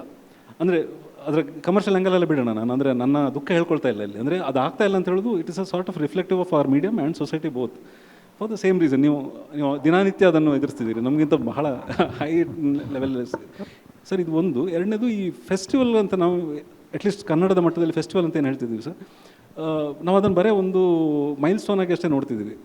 ಅಂದರೆ ಫೆಸ್ಟಿವಲ್ ರೀಚ್ ಆಗಿಬಿಡ್ತಿದ್ದೀವಿ, ಅಲ್ಲಿ ಆಯಿತು ರೆಕಗ್ನಿಷನ್ ಸಿಕ್ತು ಅಂತ ಅಷ್ಟೇ ನೋಡ್ತಿದ್ದೀವಿ ಹೊರತು ಅದನ್ನು ಯಾಕೆ ಯುರೋಪ್ನವ್ರು ಸ್ಟಾರ್ಟ್ ಮಾಡಿದ್ರು, ಅದರ ಮೂಲಕ ಒಂದು ಮಾರ್ಕೆಟನ್ನು ಹೇಗೆ ಬೆಳೆಸ್ತಿದ್ದಾರೆ, ಒಂದು ಲೈಕ್ ಮೈಂಡೆಡ್ ಆಡಿಯನ್ಸನ್ನು ವರ್ಲ್ಡ್ ವೈಡ್ ಹೇಗೆ ಸೇರಿಸ್ಬಿಟ್ಟು ಒಂದು ಟಾಪಿಕ್ ಬಗ್ಗೆ ಒಂದು ಬಜ್ ಕ್ರಿಯೇಟ್ ಮಾಡ್ತಿದ್ದಾರೆ, ಅದು ನಮ್ಮಲ್ಲಿ ಆಗ್ತಾ ಇಲ್ಲ. ಮೇ ಬಿ ಅದ್ರ ಬಗ್ಗೆ ತುಂಬ ಕೆಲಸ ಆಗಬೇಕಾಗಿದೆ. ಫೆಸ್ಟಿವಲ್ ಅಂತ ಹೇಳೋದು ಬರೀ ಒಂದು ಸೆಲೆಬ್ರೇಷನ್ ಅಲ್ಲ, ಅದರ ಮೂಲಕ ಒಂದು collection of audience from world over and making the same kind of sound ಅಂತ ಹೇಳೋದು. ಅದರ ಕಡೆಗೆ ನಾವು ಮೇ ಬಿ ಕೊಲಾಬ್ರೇಟಿವ್ ಎಫರ್ಟ್ ಮಾಡಿದ್ರೆ ಏನಾದ್ರು ಆಗ್ಬೋದೋ ಏನೋ. ನನಗೆ ಯಾವಾಗಲೂ ಒಂದು ಯೋಚನೆ ಬರೋದು, ಇವಾಗ ನನಗೆ ಒಬ್ಬಳು 6 ವರ್ಷದ ಮಗಳಿದ್ದಾಳೆ. ಅವಳ ಮುಂದೆ ಒಂದು ಆ್ಯಪಲ್ ಇಟ್ಟು ಒಂದು ಕುರ್ಕುರೆ ಇಟ್ಟರೆ ಅವಳು ಗ್ಯಾರಂಟಿ ಕುರ್ಕುರೆನೇ ತೊಗೊಳ್ಳೋದು. ಆ್ಯಪಲ್ ಯಾವಾಗಲೂ ತೊಗೊಳ್ಳೋಲ್ಲ ಅವಳು. ಅವಳಿಗೆ ಎಲ್ಲಿಂದ ಬಂತು ಎಲ್ಲಿಂದ ಅದು ನನಗೆ ಗೊತ್ತಿಲ್ಲ. ಸೊ ನಾನು ಹೇಳಿದ್ರು ನೀನು ಯಾವ ಸಿನಿಮಾ ಅಪ್ಪ ಅಂತ ಹೇಳ್ತಾಳೆ, ನನಗಿದೇ ಬೇಕಂತ ಹೇಳ್ತಾಳೆ. ಸೊ ಎಲ್ಲೋ ಒಂದು ಕಡೆ ಈ ಏನು ಸಿನಿಮಾ ನಾವು ಪ್ಯಾರಲಲ್ ಹೇಳ್ತೀವಿ, ಆ ಬ್ಯಾಲೆನ್ಸ್ ಬಂದಿಲ್ಲ ಅನಿಸುತ್ತೆ ನನಗೆ ಸರ್. ಏನಂದರೆ ಯಾವಾಗಲೂ ನನ್ನ ಯೋಚನೆ ಯಾವಾಗಲೂ ಇರೋದು, ಸೊ ಗಾಂಧಿ ಜಯಂತಿ ಮೊದಲನೇ ಕ್ಲಾಸಿಂದ ಸೆಲೆಬ್ರೇಟ್ ಮಾಡಿದ್ದಾರೆ ಸ್ಕೂಲಲ್ಲಿ. ಸೊ ನಾವೆಲ್ಲ ಪಾರ್ಟಿಸಿಪೇಟ್ ಮಾಡಿದ್ದೀವಿ, ಮತ್ತು ಗಾಂಧಿ ಬಗ್ಗೆ ಗೊತ್ತು. ಆದರೆ ಗಾಂಧಿ ಹೀರೋ ಆಗಲಿಲ್ಲ, ABCD ಅವರೇ ಹೀರೋ ಆಗಿದ್ದು, ಬಾಸ್ ಆಗಿದ್ದು, ಆ ಹುಡುಗನ ಫೋಟೋದಲ್ಲಿ ನೋಡೋ. ಸೊ ಯಾವಾಗಲೂ ನೀನು ಹಿಡ್ಕೊ ಹೊಡೆದ್ರೆ ಅಥವಾ ನೀನು ನೋಡಿದ್ರೆ ನೀನೇ ಹೀರೋ ಆಗಿದ್ದು. ಸೊ ಅಲ್ಲೆಲ್ಲೊಂದು ಕಡೆ ಬ್ಯಾಲೆನ್ಸ್ ತಪ್ಪಿರ್ಬೋದು ಅನಿಸ್ತದೆ. ಯಾಕೆಂದರೆ ನಾವೇನು ಕೇಟರ್ ಮಾಡಿದ್ವಿ. ಸೊ ಮೊಬೈಲಲ್ಲಿ ಟೆಕ್ನಾಲಜಿ ಎಲ್ಲಿವರೆಗಿದೆ ಅಂದರೆ ಮಂಗಳೂರಲ್ಲಿ ಕೂತ್ಕೊಂಡು ಈ ಥರ ಕಾಲೇಜಲ್ಲಿ ಮಾತಾಡ್ತಾ ಇದ್ದೀವಿ. ಸೊ ಇವ್ರಿಗೇನು ಟೆಕ್ನಾಲಜಿ ರೀಚ್ ಆಗ್ತಾ ಇದೆಯೋ, ನನ್ನೂರಲ್ಲಿ ಇಲ್ಲಿಂದ ನಮ್ಮ ಮೈಸೂರಿಂದ ನಮ್ಮೂರು 30 ಕಿಲೋಮೀಟ್ರ್ ಅಷ್ಟೇ. ಸೊ ಅವ್ನಿಗೆ ಟೆಕ್ನಾಲಜಿ ಇದೆ, ಅವ್ನ ಕೈಯಲ್ಲಿ ನೋಡ್ತಾ ಇದ್ದಾನೆ, ಆದರೆ ಅವ್ನು ಆ ಥರ ಎಜುಕೇಟ್ ಆಗಿಲ್ಲ. ಸೊ ಆದರೆ ಅವ್ನಿಗೆ ಆ ಥರ ಕಲ್ಚರ್ ಅವ್ನಿಗೆ ಸಪೋರ್ಟ್ ಮಾಡೋದು ಅಲ್ಲಿ. ಸೊ ಎಲ್ಲೋ ಆ ಕಡೆ ಇಂಬ್ಯಾಲೆನ್ಸ್ ಬಂದಿದೆ ಅನ್ಸುತ್ತೆ ಸರ್. ಅದೇ ಥರ ಸಿನಿಮಾದಲ್ಲೂ ವಿಜುವಲ್ ಮೀಡಿಯಾದಲ್ಲಿ ಯಾಕೆ ಆ ಮಗುಗೆ ಏನು ಗೊತ್ತು ಅದಕ್ಕೆ. ಸೊ ಮಗುನೇ ಅಲ್ಲ, ನಾನು ಇನ್ನೊಬ್ಳು 13 ವರ್ಷದಲ್ಲಿದ್ದಾಳೆ, ಅವಳು ಆಯ್ಕೆಗಳು ಬೇರೆ ಬದಲಾಗಿದೆ. ಸೊ ನನ್ನ ಮನೇಲಿದ್ದು ನಾನು ಅವಳನ್ನ ಚೇಂಜ್ ಮಾಡೋಕ್ಕಾಗಲ್ಲ ಇವಾಗ. ಸೊ ನಾನು ಅವಳು ಏನು ಕಲ್ಸೋಕ್ಕಾಗಲ್ಲ, ನನಗೆ ಗೊತ್ತು. ಆದರೆ ನಾನು ಬದುಕೋದ ರೀತಿ ಅವಳು ಪಾಠ ಆಗ್ಬೋದು. ಸೊ ಎಲ್ಲೋ ಒಂದು ಕಡೆ ನನಗನ್ಸುತ್ತೆ ನಮ್ಮ ನಿಲುವುಗಳು ಒಲವುಗಳೇನಿದೆ ನಾವು ಮಾಡಬೇಕಷ್ಟೇ ಇವಾಗ. ಸೊ ಎಲ್ಲಿ ನಿಂತಿದ್ದೀವಿ ಅಂದರೆ, ಸೊ ಅದು 1, 2, 3, 4 ಅಲ್ಲಿ ಮಾಡ್ತಾ. ಯಾಕೆಂದರೆ ನೀವು ಹೇಳೋ ಥರ ನನಗೆ ಯಾಕೆ ಐಡಿಯಾ ಬರಲಿಲ್ಲ ಉತ್ಸವರದ್ದು ಫೋಟೋ ಅಂತ ಹೇಳಿದ್ರಿ, ಯಾಕೆಂದರೆ ಅದು ಅವರೇ ಮಾಡೋದು ಸಾಧ್ಯ, ನೀವು ಮಾಡಿದ್ರೆ ಆ ಥರ ಆಗ್ತಿರಲಿಲ್ಲ ಅದು. ಸೊ ಆ ಥರ ಎಲ್ಲೋ ಒಂದು ಕಡೆ ಸಿನಿಮಾ ಒಂದು ಏರಿಯಾ ಅಥವಾ ಒಂದು ಬಾಲಿವುಡ್ ಒಂದು ಸ್ವತ್ತಲ್ಲ, ಅದು ಎಲ್ಲರ ಸ್ವತ್ತದು. ಸೊ ಕತೆ ಹೇಳೋದು ನನಗನ್ಸಿದ್ರೆ ನನ್ನಿಂದ ನಾನು ಇದನ್ನು ಕಂಡ್ಕೊಂಡಿದ್ದೀನಿ, ಇದನ್ನು ಹುಡುಕಾಟ ನನಗೆ ಸಿಕ್ಕಿದೆ, ಇದನ್ನು ನಾನು ಬೇರೆಯವ್ರ ಜೊತೆ ಹಂಚ್ಕೋಬೇಕಂದ್ರೆ ಅದು ಎಲ್ಲರ ಸ್ವತ್ತು. ಸೊ ನಾನು ನಿಜವಾಗ್ಲೂ ಹೇಳ್ತೀನಿ, ನಾನು ಸಿನಿಮಾ ಯಾರ ಹತ್ರ ಕೆಲಸ ಮಾಡಿಲ್ಲ ಅಥವಾ ಎಲ್ಲೂ ಮಾಡಿಲ್ಲ. ನಾನು ಎಡಿಟ್ ಮಾಡಬಲ್ಲೆ, ಸಿನಿಮಾಟೋಗ್ರಫಿ ಮಾಡ್ತೀನಿ, ಅದೆಲ್ಲ ನನಗೆ ಊಟ ಕೊಡ್ತಾಯಿದೆ. ಮತ್ತು ನಾನು ಕಲ್ತಿದ್ದೆಲ್ಲ ಗೂಗಲಿಂದ. ಸೊ ನಾನು ಯಾವಾಗಲೂ ಹೇಳ್ತೀನಿ ಗೂಗಲ್ ನನ್ನ ಗುರು ಅಂತ. ಸೊ ಒಬ್ಬ ಗುರು ಅಲ್ಲ, ನನ್ನ 1000 ಜನ ಗುರು ಇದ್ದಾರೆ, ಅವ್ರ ಹೆಸರುಗಳು ಗೊತ್ತಿಲ್ಲ ಒಂದೊಂದ್ಸಲ, ಆದರೆ ನಾನು ಅವ್ರಿಗೆಲ್ಲ ಧನ್ಯ. ಸೊ ಆದರೆ ಎಷ್ಟು ಜನಕ್ಕೆ ಅಷ್ಟು ಹಸುವಿದೆ. ಸೊ ನನಗೆಲ್ಲ ಒಂದು ಕಡೆ ಉಟ್ಕೊಬೇಕನ್ಸುತ್ತೆ, ಇದು ಎಲ್ಲ ಕಡೆನೂ ಒಂದೊಂದು ಬೀಜ ಥರ ಉಟ್ಕೊಬೇಕು. ಅವಾಗಲೇ ಒಂದು ಕಡೆ ಎಲ್ಲೋ ಬ್ಯಾಲೆನ್ಸ್ ಬರ್ಬೋದು, ಅವಾಗಲೇ ಎಲ್ಲೋ ಒಂದು ಸಲ ಪ್ರೇಕ್ಷಕರು ಉಟ್ಕೊತಾರೆ ಅಂತ ನನ್ನ ಭಾವನೆ.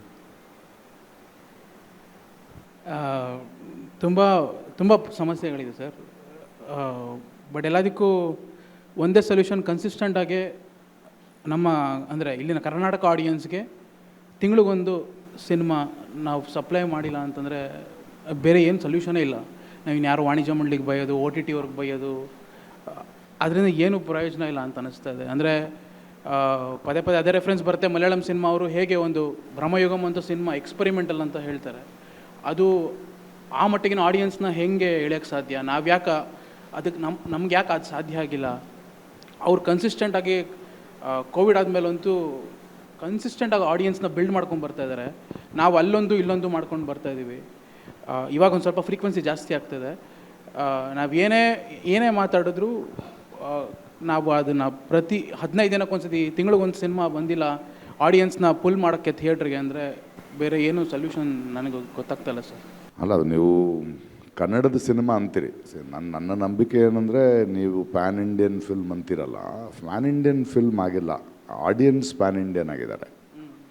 ಇವಾಗ ಮಲಯಾಳಂ ಸಿನಿಮಾದಂಥ ಇವಾಗ ಫಾರ್ ಎಕ್ಸಾಂಪಲ್ ಅದು ಗ್ರೇಟ್ ಇಂಡಿಯನ್ ಕಿಚನ್, ಅದು ಹೆಂಗೆ ರೀಚ್ ಆಗೋಕ್ಕೆ ಸಾಧ್ಯ? ಇವಾಗ ಎಲ್ಲ ಭಾಷೆಯವ್ರಿಗೂ ರೀಚ್ ಆಗುತ್ತಲ್ಲ. ಅವರು ಭಾಷೆ ಮಾಡಲ್ಲ, ಡಬ್ಬಿಂಗ್ ಮಾಡಲ್ಲ. ಅದು ಈ ಜಸ್ಟು ತಿಂಗಳಿಗೊಂದು ಸಿನಿಮಾ, 15 ದಿನಕ್ಕೊಂದು ಸಿನಿಮಾ, ನಂಬರ್ ಆಫ್ ಫಿಲ್ಮ್ಸ್ ಜಾಸ್ತಿ ಮಾಡೋದ್ರಿಂದ ನಂಬರ್ ಆಫ್ ಈ ಥರದ ಸಿನಿಮಾಗಳೇ ಆದರೂ ಫಸ್ಟ್ ಆಫ್ ಆಲ್ ಅಲ್ಲ, ಪ್ರತಿ ವಾರನೂ ಆ ಸಿನಿಮಾಗೆ ಜನ ಬರಲ್ವಲ್ಲ. ಅಂದರೆ ಈಗ ಫಾರ್ ಎಕ್ಸಾಂಪಲ್ ಫೋಟೋ ಅಂತ ಸಿನಿಮಾ ಮಲಯಾಳಮಲ್ಲಿ ಬಂದಿದ್ದರೆ ನಾವು ಸೆಲೆಬ್ರೇಟ್ ಮಾಡ್ಬಿಡ್ತಾ ಇದ್ವಿ. ಬಿಕಾಸ್ ಕನ್ಸಿಸ್ಟೆಂಟ್ ಬಂದಿದ್ರೆ ಇಲ್ಲಿ ಸೆಲೆಬ್ರೇಟ್ ಮಾಡ್ತಿದ್ವಿ, ಅಲ್ಲೂ ಅಲ್ಲಿ ದೊಡ್ಡ ಮಟ್ಟಕ್ಕೆ ಸೆಲೆಬ್ರೇಷನ್ ಆಗ್ತಿತ್ತು. ಅವಾಗ ಇಲ್ಲಿ ಅದು ಕಂಟಿನ್ಯೂ ಆಗ್ತಿತ್ತು. ನಿಮ್ಗೆ ಏನು ಅನಿಸುತ್ತೆ, ಏನು ಬೇಕು ದಾರಿ, ಅದಕ್ಕೆ ಏನು ಮಾಡಬೇಕು? ಅದೇ ನಾವು ಆಡಿಯನ್ಸ್ನ ಬಿಲ್ಡ್ ಮಾಡಿಲ್ಲ, ಇಷ್ಟು ವರ್ಷದಿಂದ ಬಿಲ್ಡ್ ಮಾಡಿಲ್ಲ. ಅವ್ರಿಗೆ ಪದೇ ಮೋಸ ಮಾಡ್ತಾನೆ ಇದ್ದೀವಿ. ಅಂದರೆ ಕೆಟ್ಟ ಸಿನಿಮಾಗಳ ಮೂಲಕ ನಂಬಿಕೆ ದ್ರೋಹ ನಾವು ಮಾಡಿದ್ರು ಅಷ್ಟೇ, ನಮ್ಮ ಹಿರಿಯರು ಮಾಡಿದ್ರು ಅಷ್ಟೇ, ಯಾರೋ ಓಡಿಸ್ಬಿಟ್ಟಿದ್ದಾರೆ ಅಂತ ಅನ್ಸುತ್ತೆ ಸರ್. ಅವ್ರು ಹೇಳಿದ ಪಾಯಿಂಟ್ಗೆ ಆ್ಯಡ್ ಮಾಡಿದ್ರೆ, ಕೇರಳದಲ್ಲೆಲ್ಲ 5ನೇ ಕ್ಲಾಸ್ ನಂತರ ಸಿನಿಮಾ ಅಂತ ಒಂದು ಪಾಠವಾಗಿ ಅವ್ರಿಗೆ ಟೆಕ್ಸ್ಟ್ ಬುಕ್ಕಲ್ಲಿದೆ. ನಮ್ಮಲ್ಲಿ ಡಿಗ್ರಿಯಲ್ಲಿ ಅದನ್ನು ಒಂದು ಆರ್ಟ್ ಅಪ್ರಿಸಿಯೇಷನ್ ಅಂತ ಒಂದು ಟಚಿಂಗ್ ಮೂವ್ ಮಾಡ್ತೀವಿ ಅಷ್ಟೇ. ಸೊ ಒಂದು ಕಲ್ಚರಾಗಿ ಅವರಿಗೆ ತುಂಬ ಮೊದಲಿಂದ ಅದನ್ನು ಇನ್ಫ್ಯೂಸ್ ಮಾಡ್ತಾರೆ. ಅಂದರೆ it's a form of art ಅಂತ ಹೇಳೋದನ್ನು ಅವ್ರಿಗೆ ಹೇಳ್ತಾರೆ. ನಮ್ಮಲ್ಲಿ ಅದು ತುಂಬ ಲ್ಯಾಕಿಂಗ್ ಇದೆ. ಅಂದರೆ ನಮ್ಮಲ್ಲಿ ನಾನು ಪುಣೆ ಫಿಲ್ಮ್ ಇನ್ಸ್ಟಿಟ್ಯೂಟಲ್ಲಿದ್ದಾಗ ಕರ್ನಾಟಕದಿಂದ ಒಬ್ಬನೇ ಇದ್ದಿದ್ದು ನಾನು. ಮಲಯಾಳದಿಂದ 6-7 ಜನ ಬರ್ತಾರೆ, ಬೆಂಗಾಲಿಂದ 8-9 ಜನ ಬರ್ತಾರೆ, ಕರ್ನಾಟಕದಿಂದ ಒಬ್ಬನೇ, ಇನ್ನೊಬ್ಬ ಮಡ್ರಾಸಿಂದ ಬಂದಿರ್ತಾನೆ, ತಮಿಳ್ನಾಡಿಂದ, ಅಷ್ಟೇ. ಶ್ರೀಪಾದ್ ಯಾರು ಇದ್ದೀರಾ? ಇಲ್ಲಿ ಯಾರೋ ಒಂದಷ್ಟು ಜನ ಇನ್ವಾಲ್ವ್ ಆಗ್ತೀರಾ? ಮೌನ ಅಲ್ಲ, ಮಾತಾಡ್ಬೇಕು. ಅಲ್ಲಿದ್ದಾರೆ ಶ್ರೀಪಾದ್. ಸರ್, ಅದಕ್ಕೂ ಮುಂಚೆ ನಾನು ನಿಮ್ಗೊಂದು ಕ್ವಶನ್ ಕೇಳಬೇಕು. ನನ್ನನ್ನು? ನಿನ್ನ ಸರಿ. ನೀವು ಭಾರತೀಯ ಚಿತ್ರರಂಗವನ್ನು ನೀವು ಕಂಡವರು ಸರ್. ನಾವು ಇಷ್ಟು ಜನ ಕೂತಿರೋಷ್ಟು ನಿಮ್ಮ ಅನುಭವ ನಮಗಳಿಗಾಗಿಲ್ಲ. ಬಟ್ ನಾನು ಒಂದು ಕೇಳೋದೇನು ಅಂತಂದರೆ, ನೀವು ಗಮನಿಸಿದ ಹಾಗೆ ಇಂಡಿವಿಜುವಲ್ ಫಿಲಮ್ ಮೇಕರ್ಸು ಬೇರೆ ಬೇರೆ ಚಿತ್ರರಂಗದಲ್ಲಿ ಅಂದರೆ ನಮಗೂ ಅವ್ರಿಗೂ ಬೇರೆ ಏನಾದರೂ ವ್ಯತ್ಯಾಸಗಳಿದಾವ, ಅಥವಾ ನಮಗೆ ಕಂಡುಹಿಡ್ಕೊಳಕ್ಕಾಗದೇ ಇರೋ ಅಂಥದ್ದು ಏನಾದ್ರೂ ನಾವು ಮಾಡ್ತಾ ಇಲ್ವಾ ಸರ್ ಇಲ್ಲಿ? ನಿಮಗೆ ಎರಡನೇ ಉತ್ತರ ಕೊಡ್ತೀನಿ. ನಾನು ಎಕ್ಸಾಂಪಲ್ ಆಗೋಕ್ಕೆ ಸಾಧ್ಯನೇ ಇಲ್ಲ ಈ ಥರದ ಮೂಮೆಂಟ್ಗಳೊಳಗೆ. ನಾನೊಬ್ಬ ನಟ ಮಾತ್ರ. ಇಲ್ಲ, ಅಲ್ಲ ಹೇಳ್ತೀನಿ, ನೀವು ಅದಕ್ಕಿಂತ ದೊಡ್ಡವರು. ನಿರ್ದೇಶಕರು ಅನ್ನೋದು ಒಂದು ಆಲೋಚನಾ, ಒಂದು ಥಾಟ್ ಪ್ರಾಸೆಸ್. ನಾನು ನಿಮ್ಮಂಥ ಎಷ್ಟೋ ನಿರ್ದೇಶಕರುಗಳ ಥಾಟ್ ಪ್ರಾಸೆಸ್. ಒಂದು ಪೇಂಟಿಂಗ್ನಲ್ಲಿ ನಾನೊಂದು ಬಣ್ಣ ಅಷ್ಟೇ, ನಾನು ಪೇಂಟಿಂಗ್ ಅಲ್ಲ. ಹಾಗಾಗಿ ನಟನಾಗಿ ನಾನು ಬೆಳೆಯೋಕ್ಕೆ ಸಾಧ್ಯ ಆಯಿತು. ಆ ಒಂದು ಪರಿಧಿಯೊಳಗೆ ನಾನು ಸಿನಿಮಾ ಆಗೋಕ್ಕೆ ಸಾಧ್ಯ ಇಲ್ಲ.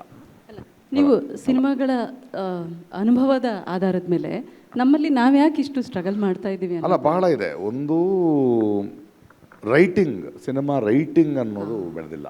ನಾವು ಎಸ್ಪೆಷಲಿ ಕೇರಳದ ಸಿನಿಮಾಗಳನ್ನು ನೀವು ನೋಡಿದಾಗ ಇದನ್ನು ಒಪ್ಕೊಳ್ತೀವಿ. Biggest success of Kerala cinema is screen writing. Sir, ಯಾವುದನ್ನಾದರೂ ಸಿನಿಮಾ ಮಾಡಬಹುದು, ಆದರೆ ಆ ಸ್ಕ್ರೀನ್ ರೈಟಿಂಗ್ ಇದೆಯಲ್ಲ, ಅದು ಸಾಹಿತ್ಯ ಬೇರೆ, ಪೊಯಿಟ್ರಿ ಬೇರೆ, ಇನ್ನು ಕಥಾಪ್ರಚ ಬೇರೆ, ಡಾಕ್ಯುಮೆಂಟೇಷನ್ ಬೇರೆ ಅಂದಂಗೆ ತುಂಬ ಇಂಪಾರ್ಟೆಂಟ್ ಆಗಬೇಕಾಗಿರೋದು ರೈಟಿಂಗ್. ಅದು ಇಂಡಿವಿಜುವಲ್ ಆಗಿ ನೀವು ಹೇಳಂಗಲ್ಲ, but whole writing, lot of writers have to come in and ಬೇರೆ ಬೇರೆ ರೈಟಿಂಗ್ಸ್ ಬಂದು ಯಾಕಂದರೆ ಸಿನಿಮಾ ಅನ್ನೋ ಟೂಲ್ ಇದೆಯಲ್ಲ, ಅದು ಕಥೆನ ಹೇಳಬೇಕು, ಈ ರೈಟಿಂಗನ್ನು ಹೇಳಬೇಕು. ಅದಾಗಿ ಹೇಳೋದಲ್ಲ, ಭಾಷೆ ಅನ್ನೋದು ಬರೀ ಅಲಂಕಾರ ಅಷ್ಟೇ, ಶಬ್ದ ಅಷ್ಟೇ. ಅದರ ಗರ್ಭದಲ್ಲಿ ಏನಿದೆ ಅನ್ನೋದರಿಂದ ತಾನೇ ಅದರ ಸೌಂದರ್ಯ ತಿಳ್ಕೊಳ್ಳೋದು. ಕನ್ನಡ ಭಾಷೆ ಅನ್ನೋದು ಕಾರಂತರ ಹತ್ರ ಇದೆ, ತೇಜಸ್ವಿ ಹತ್ರ ಇದೆ, ಬೇಂದ್ರ ಹತ್ರ ಇದೆ. ಬೇರೆ ಬೇರೆಯಾಗಿ ಬರೀತಾರೆ. ಬೇರೆ ಬೇರೆ ಯಾಕೆ ಆಗ್ತಾರೋ ಅವ್ರು ಅದೇ ಭಾಷೆ ಇಟ್ಕೊಂಡು. That is what it is. I think writing is where we are like. ಇದು ಖಂಡಿತವಾಗ್ಲೂ ಒಪ್ಕೊಳ್ತೀವಿ ಸರ್. ಆ್ಯಂಡ್ ಅಫ್ಕೋರ್ಸ್ ಒಂದು ಥಿಯೇಟರ್ ಇನ್ ಎಜುಕೇಷನ್ ಇರ್ಬೋದು, ಈ ಪ್ರೇಕ್ಷಕರಲ್ಲಿ, ಯುವಕರಲ್ಲಿ ಈ ಥರದ ನೀವುಗಳೆಲ್ಲ ಅದನ್ನು ಅಕಸ್ಮಾತು ಬಂದವರಲ್ಲ. ನೀನು ತೇಜಸ್ವಿಗೋ ಇನ್ನೊಂದು ನೋಡ್ತಾ, luckily you got it, you stumbled upon it, but you move on. But ಅದೊಂದು ಕಾನ್ಷಿಯಸ್ ಎಫರ್ಟ್ ಆಗಬೇಕೇನೋ ಅಲ್ಲಿ. Though it's a small straight stretch, ಅಲ್ಲಿ ಒಂದು ಪೊಲಿಟಿಕಲ್ ಮೂವ್ಮೆಂಟ್ ಹಾಗೆ ನಡೆದಿದೆ, ಲಿಟ್ರಸಿ ಆಗಿದೆ. ಸೊ ಅವರು ಶಕೀಲಾ ಅಂತ ಸಿನಿಮಾ ನೋಡೋರೆ ಮಲಯಾಳಿಗಳು, ಹರ್ ನೈಟ್ಸ್ ಅಂತ ಸಿನಿಮಾ ಬಂದ ಊರೇ ಅದು. ಅಲ್ಲೂ ಕೂಡ ಕಮರ್ಷಿಯಲ್ ಸಿನಿಮಾ ಟಾಪ್ ಸ್ಟಾರ್ಸ್ಗಳು ಇದ್ದಾರೆ. ಆದರೂ ಈ ಥರದ ಸಿನಿಮಾಗೆ ಆಡಿಯನ್ಸ್ ಇದ್ದಾರೆ. ಯಾಕಂದರೆ ಎಲ್ಲರೂ ಒಂದೇ ಥರ ಸಿನಿಮಾ ನೋಡಬೇಕಾಗಿಲ್ಲ. So Malayalam is a very interesting example of both. ನಮ್ಮ ತೆಲುಗು ಸಿನಿಮಾಗಳು ಡಬ್ಬ ಆದರೆ, ಹಿಂದಿ ತಮಿಳ್ ಸಿನಿಮಾಗಳು, ವಿಜಯ್ ಸಿನಿಮಾಗಳೆಲ್ಲ ಡಬ್ಬ ಆಗದೇ ಹೋದರೆ ವಿಸುಲ್ ಹಂಗೆ ಹೊಡಿತಾರೆ. ಅಂದರೆ ಲೌಡ್ ಫಿಲ್ಮ್ಗಳನ್ನು, ಎಂಟರ್ಟೈನ್ ಫಿಲ್ಮ್ಗಳು ನೋಡ್ತಿದ್ದಾರೆ. ಬಟ್ ಈ strike of younger films, number of directors, writers, ಎಷ್ಟು ಜನ ರೈಟರ್ಸ್ ಇದ್ದಾರೆ ನಿಮಗೆ ಆಶ್ಚರ್ಯ ಆಗುತ್ತೆ. ಆ್ಯಂಡ್ ಕಲೆಕ್ಟಿವ್ ರೈಟಿಂಗ್ ಕೂಡ ನಡೆಯುತ್ತಲ್ಲಿ. ಅಂದರೆ ಫೀಡ್ಬ್ಯಾಕ್ ತೊಗೊಳ್ಳೋದಿದೆಯಲ್ಲ, ಒಬ್ಬ ನಿರ್ದೇಶಕ ಅವನೊಬ್ಬನೇ ಕೂತ್ಕೊಳ್ಳಲ್ಲ. ನೀವು ಆ ನಿರ್ದೇಶಕನ ನೋಡಿದ್ರೆ ಅವನು ತನ್ನ ಸಮಕಾಲೀನ ಒಂದು 3-4 ನಿರ್ದೇಶಕರ ಜೊತೆ ಮಾತಾಡ್ತಾನೆ. ಅದೆಲ್ಲ ಕನೆಕ್ಟ್ ಆಗ್ತಾರೆ. ಇಲ್ಲಿ ನಾವೆಲ್ಲ ದ್ವೀಪಗಳಾಗ್ತಿದ್ದೀವಿ. We suddenly become islands.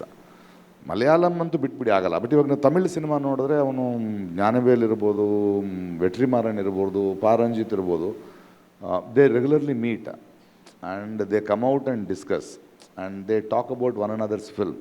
Mani Ratnam ಕೂಡ ಒಂದು ಸಂಜೆಗೆ ಇವರೆಲ್ಲ ಬರ್ತಾರೆ, ಬಂದು ಕೂತ್ಕೊಳ್ತಾರೆ. There is always that exchange, R we going right, what do you need ಅಂತ. ಹಾಗೆ ನಿಮಗೊಂದಷ್ಟು ಜನ ನಟರು, ಕಲಾವಿದರುಗಳು ಬರಬೇಕು, ಬಂದು ಬೆನ್ನೆಲುಬಾಗಿ ನಿಂತ್ಕೊಳ್ಳೋದು ಎಲ್ಲವೂ ವ್ಯಾಪಾರದಲ್ಲಿ ನೋಡೋಕ್ಕಾಗಲ್ವಲ್ಲ. I think that churning should happen. ಅದಕ್ಕೆ ಮೊದಲು ನಾವು ಶುರು ಮಾಡ್ಕೋಬೇಕು. ಅದನ್ನು ನೀವುಗಳೇ ಶುರು ಮಾಡ್ಕೋಬೇಕು.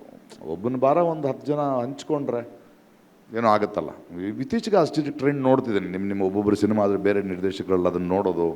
ನಾನು ಫೋಟೋ ಮಾಡ್ತಿದ್ದೀನಿ ಅಂದ ತಕ್ಷಣ ಶಶಾಂಕ್ ಫೋನ್ ಮಾಡೋದು, ನೀವು ಫೋನ್ ಮಾಡೋದು, ಥ್ಯಾಂಕ್ ಯು ಸರ್ ನೀವು ನಿಂತಿದ್ದೀರಿ, ಹೇಮಂತ್ ಮಾತಾಡೋದು, ರೂಪಾರಾವ್ ಅನ್ನೋ. ಸೊ ಅದು ನಡೀತಿದೆ. But it has to become more. But I think screen writing and the feedback sharing. And ನೀವು ನೋಡಿದ್ರೆ ಮಲಯಾಳಂ ಸಿನಿಮಾದಲ್ಲಿ ಅವರಷ್ಟು ಜನ ಒಂದು ಟ್ರೈಬಾಗಿ ನಿಂತ್ಕೋತಾರೆ. ಒಂದು ಗುಂಪಾಗಿ ನಿಂತ್ಕೋತಾರೆ.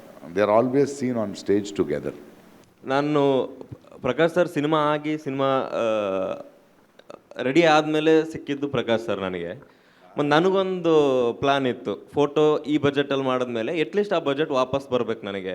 ಅಂದರೆ ಮತ್ತೊಂದು ಸಿನಿಮಾ ಮಾಡೋದಕ್ಕಾಯ್ತು ಅಥವಾ ನಾನು ಸಿನಿಮಾ ಮಾಡೋದಕ್ಕೆ ಜೊತೆಗೆ ನಿಂತವ್ರಿಗೆ ಅದನ್ನು ವಾಪಸ್ ಕೊಡಬೇಕಾಗಿತ್ತು. ಆ ಅನಿವಾರ್ಯತೆಯಿಂದ ಅದನ್ನು ವಾಪಸ್ ತೊಗೊಳ್ಳೋದು ಏನಂದಾಗ, ಅಂದರೆ ನಾವೆಲ್ಲರೂ ಇಂಡಿಪೆಂಡೆಂಟ್ ಫಿಲ್ಮ್ ಮೇಕರ್ಸು, ಮತ್ತು ಇದು ಹೊಸ ರೀತಿಯ ಸಿನಿಮಾಗಳು. ಅಂದರೆ ಹೊಸ ರೀತಿ ಅಂತಂದರೆ ಈ ಪ್ರಾಕ್ಟೀಸ್ ಇಲ್ಲ ಪ್ರೇಕ್ಷಕರಿಗೆ ಈ ಥರದ ಸಿನಿಮಾಗಳು.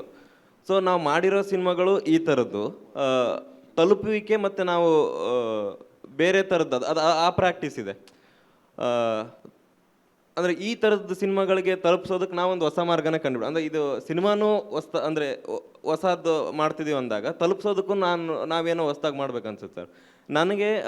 ನಾನು ಅಂದ್ಕೊಂಡಿದ್ದು ಮುಂಚೆ ಅಂದರೆ ಒಂದೊಂದು ತಾಲೂಕುಗಳಲ್ಲಿ ಒಂದೊಂದು ಜಿಲ್ಲೆಗಳಲ್ಲಿ ಶೋ ಮಾಡೋಣ ಅಂತ ಅಂದ್ಕೊಂಡಿದ್ದೆ. ಅಂದರೆ ಆಡಿಯನ್ಸ್ಗೆ ಅದು ಪ್ರಾಕ್ಟೀಸ್ ಆಗಬೇಕು. ಈ ಥರ ಸಿನಿಮಾಗಳನ್ನ ನೋಡೋದನ್ನು ಅವ್ರಿಗೆ ಆಗ್ಬೇಕು. ಅಂದರೆ ನನ್ನ ಫೋಟೋಗೆ ಆಗಲ್ಲ ಇರ್ಬೋದು ಮೇ ಬಿ.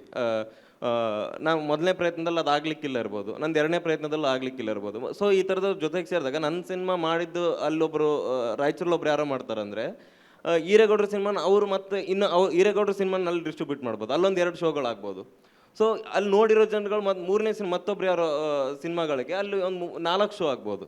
ಸೊ ನಾನು ಅನ್ಕೊಂಡಿದ್ದು ಅದು ಹೆಂಗೆ ವರ್ಕ್ ಆಗುತ್ತೆ ನನಗಿನ್ನೂ ಗೊತ್ತಿಲ್ಲ. ಬಟ್ ನಾನು ಹಿಂಗೊಂದು ಅನ್ಕೊಂಡೆ, ಮಾಡಿರೋ ಸಿನಿಮಾಗಳು ಹೊಸ ಥರದಲ್ಲಿ ಮತ್ತು ಕಮ್ಮಿ ಬಜೆಟಲ್ಲಿ ಒಂದು ನಾವು ಸಿನಿಮಾ ವಾಪಸ್ ತಗೋಬೇಕು ಅಂದಾಗ ನಾವು ಹಳೆ ಮಾರ್ಗನ ಇಟ್ಕೊಂಡು, ಅಂದರೆ ಹಳೆ ಮಾರ್ಗ ಅಂತಲ್ಲ, ಅದನ್ನು ಪ್ರಾಕ್ಟೀಸಿಂಗ್ ಇರೋದ್ರಿಂದ ಸಿನಿಮಾ ನೋಡೋದನ್ನು ಹಿಂಗೆ ಹೋಗಿ ನಾವೇನೋ ಟ್ರೈ ಮಾಡ್ಬೋದು. ಇವತ್ತಿಗೆ ಆಗಲಿಕ್ಕಿಲ್ಲ, 5 ವರ್ಷಕ್ಕೆ ಆಗಲಿಕ್ಕಿಲ್ಲ, ಮೇ ಬಿ 10 ವರ್ಷಕ್ಕೆ ಅಲ್ಲೊಂದಿಷ್ಟು ಜನ ಆಡಿಯನ್ಸ್ಗಳು ಆಗ್ಬೋದು. ಒಂದು 10 ಹೊಸ ಫಿಲ್ಮ್ ಮೇಕರ್ಸ್ಗಳು 10 ಸಾರಿ ಹೋಗಿ ಬಂದರೆ ರಾಯಚೂರಿಗೆ ಆ ಥರದ್ದು ಸ್ಕ್ರೀನಿಂಗ್ಗಳಾದರೆ ಒಂದೇ ಸಿನಿಮಾ 1 ಶೋ ಆಗ್ಬೋದು, ಅದು ಸಕ್ಸಸ್ಫುಲ್ ಆಗಲಿಕ್ಕಿಲ್ಲ ಇರ್ಬೋದು. 10ನೇ ಸಾರಿ ಹೋದಾಗ ಆ ಸಿನಿಮಾನ 3 ಶೋಗಳಾಗ್ಬೋದು. ಸ್ವಲ್ಪ ಆಡಿಯನ್ಸ್ ಆದರು. ಸೊ ಈ ಥರ 10 ವರ್ಷ ಆದಮೇಲೆ ನಮಗೆ ತಲುಪಿಕೆ ಸ್ವಲ್ಪ ಸುಲಭ ಆಗ್ಬೋದು ಅಂತ ನನಗನ್ಸುತ್ತೆ. ನಮಸ್ಕಾರ, ನಾನು ಸೇನಾನಿ ಅಂತ, wild life film maker. So ನಮ್ಮನ್ನು ನೋಡ್ಕೊಂಡು ಇನ್ಸ್ಪೈರ್ ಆಗಿ ತುಂಬ ಜನ ಇನ್ಫೋಸಿಂದ ಎಲ್ಲ ಕಡೆಯಿಂದ ಬಿಟ್ಟೆಲ್ಲ ಬಂದಿದ್ದಾರೆ, ಕೆಲಸ ಬಿಟ್ಟು. ಬಟ್ ಕೆಲಸ ಬಿಡೋಕ್ಕೆ ಮುಂಚೆ ಅವರು ಒಂದು 2 ತೋಟದ ಮನೆ, ಒಂದೇ ಒಂದು ಫ್ಲ್ಯಾಟು, 1-2 ಮಾಡ್ಕೊಂಡು ಬಂದಿದ್ದಾರೆ. ಅವರೆಲ್ಲ ಬಂದು ಕೇವಲ ಒಂದು 2-3 ವರ್ಷದಲ್ಲಿ ಅವ್ರಿಗೆ ಮುಂದುವರೆಯೋದು ಹೆಂಗೆ ಅಂತ ಗೊತ್ತಾಗದೆ ಮತ್ತೆ ಅವ್ರ ತೋಟಗಳಿಗೆ ಹೋಗಿ ಅವ್ರ ಇಕ್ವಿಪ್ಮೆಂಟ್ ಎಲ್ಲ ಬಾಡಿಗೆ ಬಿಟ್ಟಿದ್ದಾರೆ. ಅದು ಒಂದು ಜರ್ನಿ. ಆದರೆ ನಿಮ್ಮದೆಲ್ಲ ಜರ್ನಿ ಕೇಳ್ತಾ ಇದ್ರೆ ನಂಗೆ ಭಾಳ ಸಂತೋಷ ಆಯಿತು. ಆಮೇಲೆ ನಿಮಗೆಲ್ಲ ಕಂಗ್ರ್ಯಾಚುಲೇಷನ್ಸ್, ಒಳ್ಳೆ ಸಿನಿಮಾ ಮಾಡಿದ್ದೀರಾ, ಒಳ್ಳೆ ಪ್ರಯತ್ನ ಮಾಡಿದ್ದೀರಾ. ಆಮೇಲೆ ನಿಮ್ಗೆ ಆ ಗುರಿ ಮತ್ತು ನಿಮ್ಗೆ ಅರ್ಜಿದೆ. ಬಟ್ ನಾನು ನೀವು ಡಿಸ್ಕಷನ್ ಬಂದೆ ನಮಗೆ ಅನಿಸಿದಂದರೆ, ಈಗ ನೀವು ಮಾರ್ಕೆಟ್ ಮಾಡೋದಂಗೆ, ಜನನ ಬದಲಾಯಿಸೋದಂಗೆ ಅಂತ ಯೋಚನೆ ಮಾಡ್ತಿದ್ದೀರಲ್ಲ, ನಾವು ಬದಲಾಗೋದಂಗೆ ಅಂತ ಯಾಕೆ ಯೋಚನೆ ಮಾಡಬಾರ್ದು? ಈಗ ಎಲ್ಲ ಜೀವನದ ಭಾಳ ಕಷ್ಟಗಳನ್ನ ನೀವು ಪ್ಯಾಥೋಟೋನಲ್ಲೇ ಹೇಳಬೇಕಂತಿಲ್ಲಲ್ಲ. ಆಲ್ಮೋಸ್ಟ್ ಒಂದು 80-100 ವರ್ಷಗಳ ಹಿಂದೆ ಚಾರ್ಲಿ ಚಾಪ್ಲಿನ್ ಮೂಕಿ ಸಿನಿಮಾಗಳು ಮಾಡಿ ಎಂತೆಂಥ ಸಟೈರ್ ಮಾಡ್ದ, ಇಡೀ ಪ್ರಪಂಚನೇ ಆಡ್ಕೊಂಡ, ಎಲ್ಲರ ಈ ಜೀವನದ ಹುಳುಕುಗಳನ್ನೆಲ್ಲ ತೆಗೆದು ಬಿಚ್ಚಿ ಎಲ್ಲರ ಮುಂದೆ ಇಟ್ಟ, ಇಡೀ ಪ್ರಪಂಚ ನೋಡ್ತು, ಚಪ್ಪಳೆ ಹೊಡಿತು. ಸೊ ನಾವು ಬದಲಾಗೋದ್ರ ಬಗ್ಗೆನೂ ನಾವು ಯೋಚನೆ ಮಾಡಬೇಕಲ್ಲ. ನಾವು ಆಡಿಯನ್ಸ್ ಬದಲಾವಣೆ ಮಾಡೋದಂಗೆ, ಮಾರ್ಕೆಟ್ನ ತಿರುವಾಕೋದಂಗೆ, ಅಲ್ಲಿ ಮಧ್ಯದಲ್ಲಿ ಕೂತಿದೆ ಅವ್ರಿಗೆ ಮಾಫಿಯಾ ಹೆಂಗೆ ವರ್ಕ್ ಆಗುತ್ತೆ, ಈಗ ಚೇಂಜ್ ಆಗ್ತಾಯಿದೆ, OTT ಪ್ಲ್ಯಾಟ್ಫಾರ್ಮ್ ಹೆಂಗೆ ಬರ್ತಾಯಿದೆ, ನಿಮಗೆಲ್ಲ ಮುಂದೆ ಎಂಥ ಭವಿಷ್ಯ ಇರ್ಬೋದು ಅಂತ ಅವ್ರಿಗೆ ಗೊತ್ತು. ಆದರೆ ನೀವು ಬದಲಾವಣೆ ಆಗೋದ್ರ ಬಗ್ಗೆನೂ, ನಾವು ಬದಲಾವಣೆ ಆಗೋದ್ರ ಬಗ್ಗೆನೂ ಯೋಚನೆ ಮಾಡಬೇಕಂತ ನಮ್ಗೆ ಅನಿಸ್ತು. Sorry, thank you. So thank you sir. ನೀವು ಉತ್ಸವ್ ಸೊ ಸಾರಿ ಉತ್ಸವ್, ನಾನು ನಿಮ್ಗೊಂದು ಮಾತು ಹೇಳ್ತೀನಿ, ನೀವು ಬರೀ ಸಿನಿಮಾ ಮಾಡಿ, ಸ್ಕ್ರೀನಿಂಗ್ ಬಗ್ಗೆ ಯೋಚನೆ ಮಾಡಿಬಿಡಿ, ಅದು ಹೆಂಗಾದರೂ ಸಾರಿ ತಲುಪುತ್ತೆ. ಸೊ ಇಲ್ಲ, ನನಗೆ ಗೊತ್ತು ಉತ್ಸವ್ ಯಾಕೆ ಹೇಳ್ತಾ ಇದ್ದಾರೆ ಅಂದರೆ, ಯಾವಾಗಲೂ ಏನಾಗುತ್ತೆ ಅಂದರೆ ಜಾಸ್ತಿ ಜನ ಆಡಿಯನ್ಸ್ ನೋಡಿ ಏನಾದರೂ ರೆವಿನ್ಯೂ ಬಂದು ಪ್ರಾಫಿಟ್ ಎಲ್ಲ ಬಂದರೆ ಇನ್ನೂ 5 ಸಿನಿಮಾ ಮಾಡೋಕ್ಕೆ ಪ್ರೋತ್ಸಾಹ ಸಿಗುತ್ತೆ. ಸೊ ಇಲ್ಲಾಂದರೆ ಯಾವಾಗಲೂ ಆ ಕಷ್ಟ ಇದ್ದೇ ಇರುತ್ತೆ, ಜೀವನ ಮಾಡೋದೇ ಕಷ್ಟ ಆಗಿಬಿಡುತ್ತೆ ಒಂದು ಸಲ ಇಂಡಿಪೆಂಡೆಂಟ್ ಫಿಲ್ಮ್ ಮೇಕರ್ಗೆ. ಸೊ ಆದರೆ ಉತ್ಸವ ಥರದವರು ನೀವು ಬರೀ ಸಿನಿಮಾ ಮಾಡಿ ಅಷ್ಟೇ, ಬೇರೆ ಏನು ಮಾಡಬೇಡಿ. ಇಲ್ಲ, ನಾನು ಆ್ಯಕ್ಚುಲಿ ಸೇನಾನಿ ಕೇಳೋದು ಭಾಳ ಕರೆಕ್ಟ್ ಪಾಯಿಂಟ್. ಅದಕ್ಕೆ ನಾನು I wanted to know what you want to do. ಅದು ಬಹಳ ಮುಖ್ಯ. ಯಾಕಂದರೆ ನಾನು ಇವಾಗ ನೀವು ಹೇಳಿದ ತಕ್ಷಣ ಒಂದು ಸಣ್ಣ ಜಲಕ್ಕೆ ಹೇಳಿದೆ, ಅಲ್ಲಿ ಸ್ಕ್ರೀನ್ ರೈಟಿಂಗ್ ನಡೀತಾ ಇದೆ ಅಂದರೆ ಅವರು ಬದಲಾಗೋದು ಓಕೆ. ಬಟ್ ಅದು ಇವಾಗ ನಾನು ಒಂದು ಭಾಷೆ ಕಲಿತೀನಿ ಅಂದರೆ ಇನ್ನೊಂದು ಭಾಷೆ ಯಾಕೆ ಕಲಿತೀನಿ ಅಂದರೆ, ನನಗೆ ಅವ್ರ ಭಾಷೆ ಗೊತ್ತಾದಾಗ ಮಾತ್ರ ನಾನು ಅಂದ್ಕೊಂಡಿದ್ದು ಹೇಳೋಕ್ಕೆ ಸಾಧ್ಯ ಆಗೋದು. ಸೊ ಪ್ರಾಬ್ಲಿ ಚಾಪ್ಲಿನ್ ಅಂಥವ್ರು ಎಕ್ಸಾಂಪಲ್ಗಳು ಯಾಕೆ ಪಾಪ್ಯುಲರ್ ಆಗ್ತಾರೆ. ಇವತ್ತು ಮಲಯಾಳಂ ಸಿನಿಮಾಗಳನ್ನು ಕೂಡ ನೋಡಿದ್ರೆ ಅವರ ಟೆಕ್ನಾಲಜಿ ಇರ್ಬೋದು, ಅವರ ವೇಗ ಇರ್ಬೋದು, ಅವರ ಇಂಟೆನ್ಸಿಟಿ ಇರ್ಬೋದು, ಸಿನಿಮ್ಯಾಟಿಕ್ ಅನಿಸುತ್ತೆ. But they are using that. It is not just ಅಂದ್ಕೊಳ್ತಿಲ್ಲ ನಾವೇ ಗ್ರೇಟ್ ಸಿನಿಮಾ ಮಾಡ್ತಿದ್ದೀವಿ ಅಂತ. ಸೊ ಅಲ್ಲಿಗೆ ನಾವು ಬರಬೇಕಿತ್ತು. ಬಟ್ ಗುಡ್ ಸೆನಾನಿ ರೈಸ್ ದಟ್ ಈಸ್. ನಾವು ಬದಲಾಗಬೇಕು ಅಂತ ಇವಾಗ ಅನ್ಸಲ್ವ ನಮಗೆ? ಯಾಕಂದರೆ ಒಂದು ಪಾಠ ಕಲಿತೀವಲ್ಲ. ಅಂದರೆ ನಾವು ಇಲ್ಲಿ ತನಕ ಮಾಡಿದ ತಪ್ಪು ಅಂತ ನಾನು ಹೇಳ್ತಿಲ್ಲ. ಬಟ್ ಆ ಪ್ರಾಸೆಸ್ಗಳು ಆಗಬೇಕಲ್ಲ.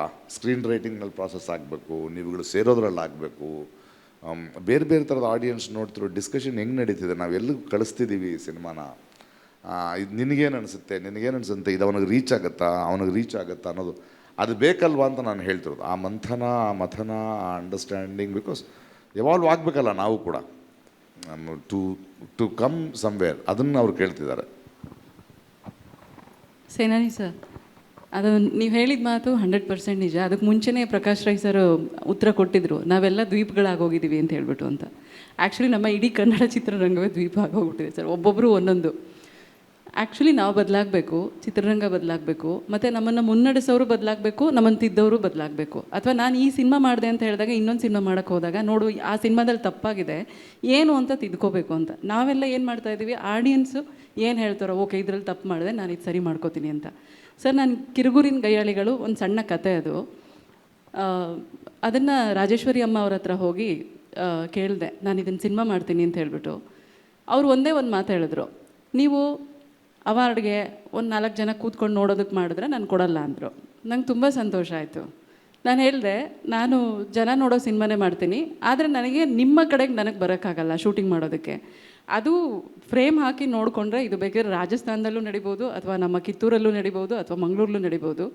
ಆ ಥರದ್ದು ಒಂದು ಕತೆ ಆಗಿರೋದ್ರಿಂದ ನನಗೆ ಬಯಲುಸೀಮೆ ನನಗೆ ತುಂಬ ಹತ್ತಿರವಾಗಿ ಇರುವಂಥದ್ದು. ಯಾಕಂದರೆ ಅಲ್ಲಿಂದ ಹುಟ್ಟು ಬಂದವಳು, ನನಗೆ ಗೊತ್ತಿದೆ. ಯಾಕಂದರೆ ಅಲ್ಲಿ ಬರುವಂಥ ಕಿರುಗೂರಿನ ಗಯ್ಯಾಳಿಗಳಲ್ಲಿ ಬರುವಂಥ ಎಲ್ಲ ಪಾತ್ರಗಳು ಕೂಡ ನನ್ನ ಜೀವನದಲ್ಲಿ ಇರೋವಂಥವೇ, ಈ ಕ್ಷಣಕ್ಕೂ ನೋಡೋವಂಥವೇ.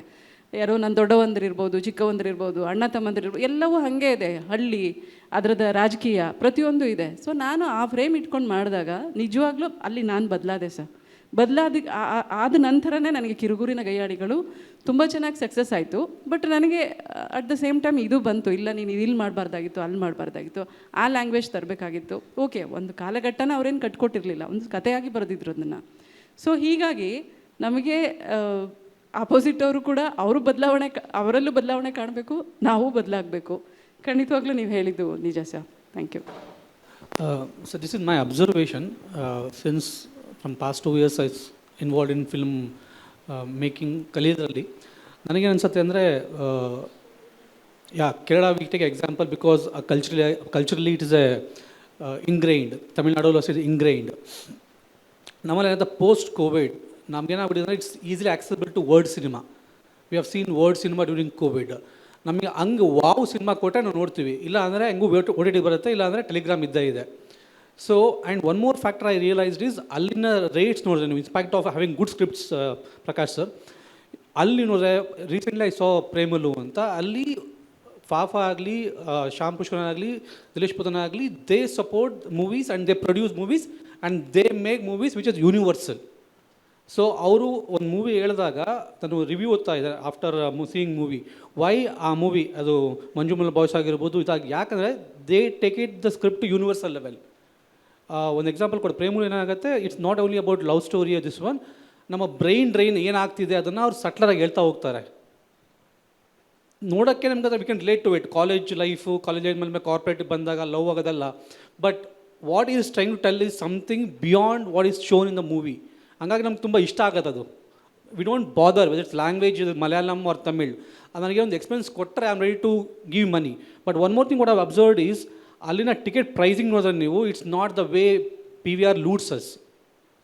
ಅದೊಂದು ಪ್ರೈಸಿಂಗ್ ಕ್ಯಾಪ್ ಇದೆಯಲ್ಲ, ಆ್ಯಂಡ್ ನೋ ಒನ್ ಲೈಕ್ ಒಂದು family if you want to go for movie, though it's a great thing, Bangalore traffic ಎಲ್ಲ ನೋಡಿಕೊಂಡು ಒಂದು ಫ್ಯಾಮಿಲಿಗೆ 300 ರೂಪಾಯಿ ಬೇಕಾಗತ್ತೆ. So these are multiple factors apart from writing, apart from mixing with different directors and actors, and the way people come and support. Mustafa, if not for Dali and the entire ecosystem is supported, I don't think it would have been that much successful the way it was celebrated. Thank you.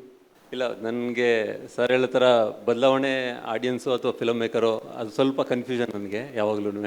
So ನನಗನ್ಸುತ್ತೆ ಒಂದು ಸಲ ನಾನೇ ಆನೆಸ್ಟಾಗಿ ಹೇಳ್ತೀನಿ, ನಾನು cinema ಮಾಡಬೇಕಾದ್ರೆ ನಾನು ಪ್ರಾಮಾಣಿಕವಾಗಿ ನಾನು ಏನು ಮಾಡಬೇಕು ಅಷ್ಟು ಮಾಡಬೇಕು.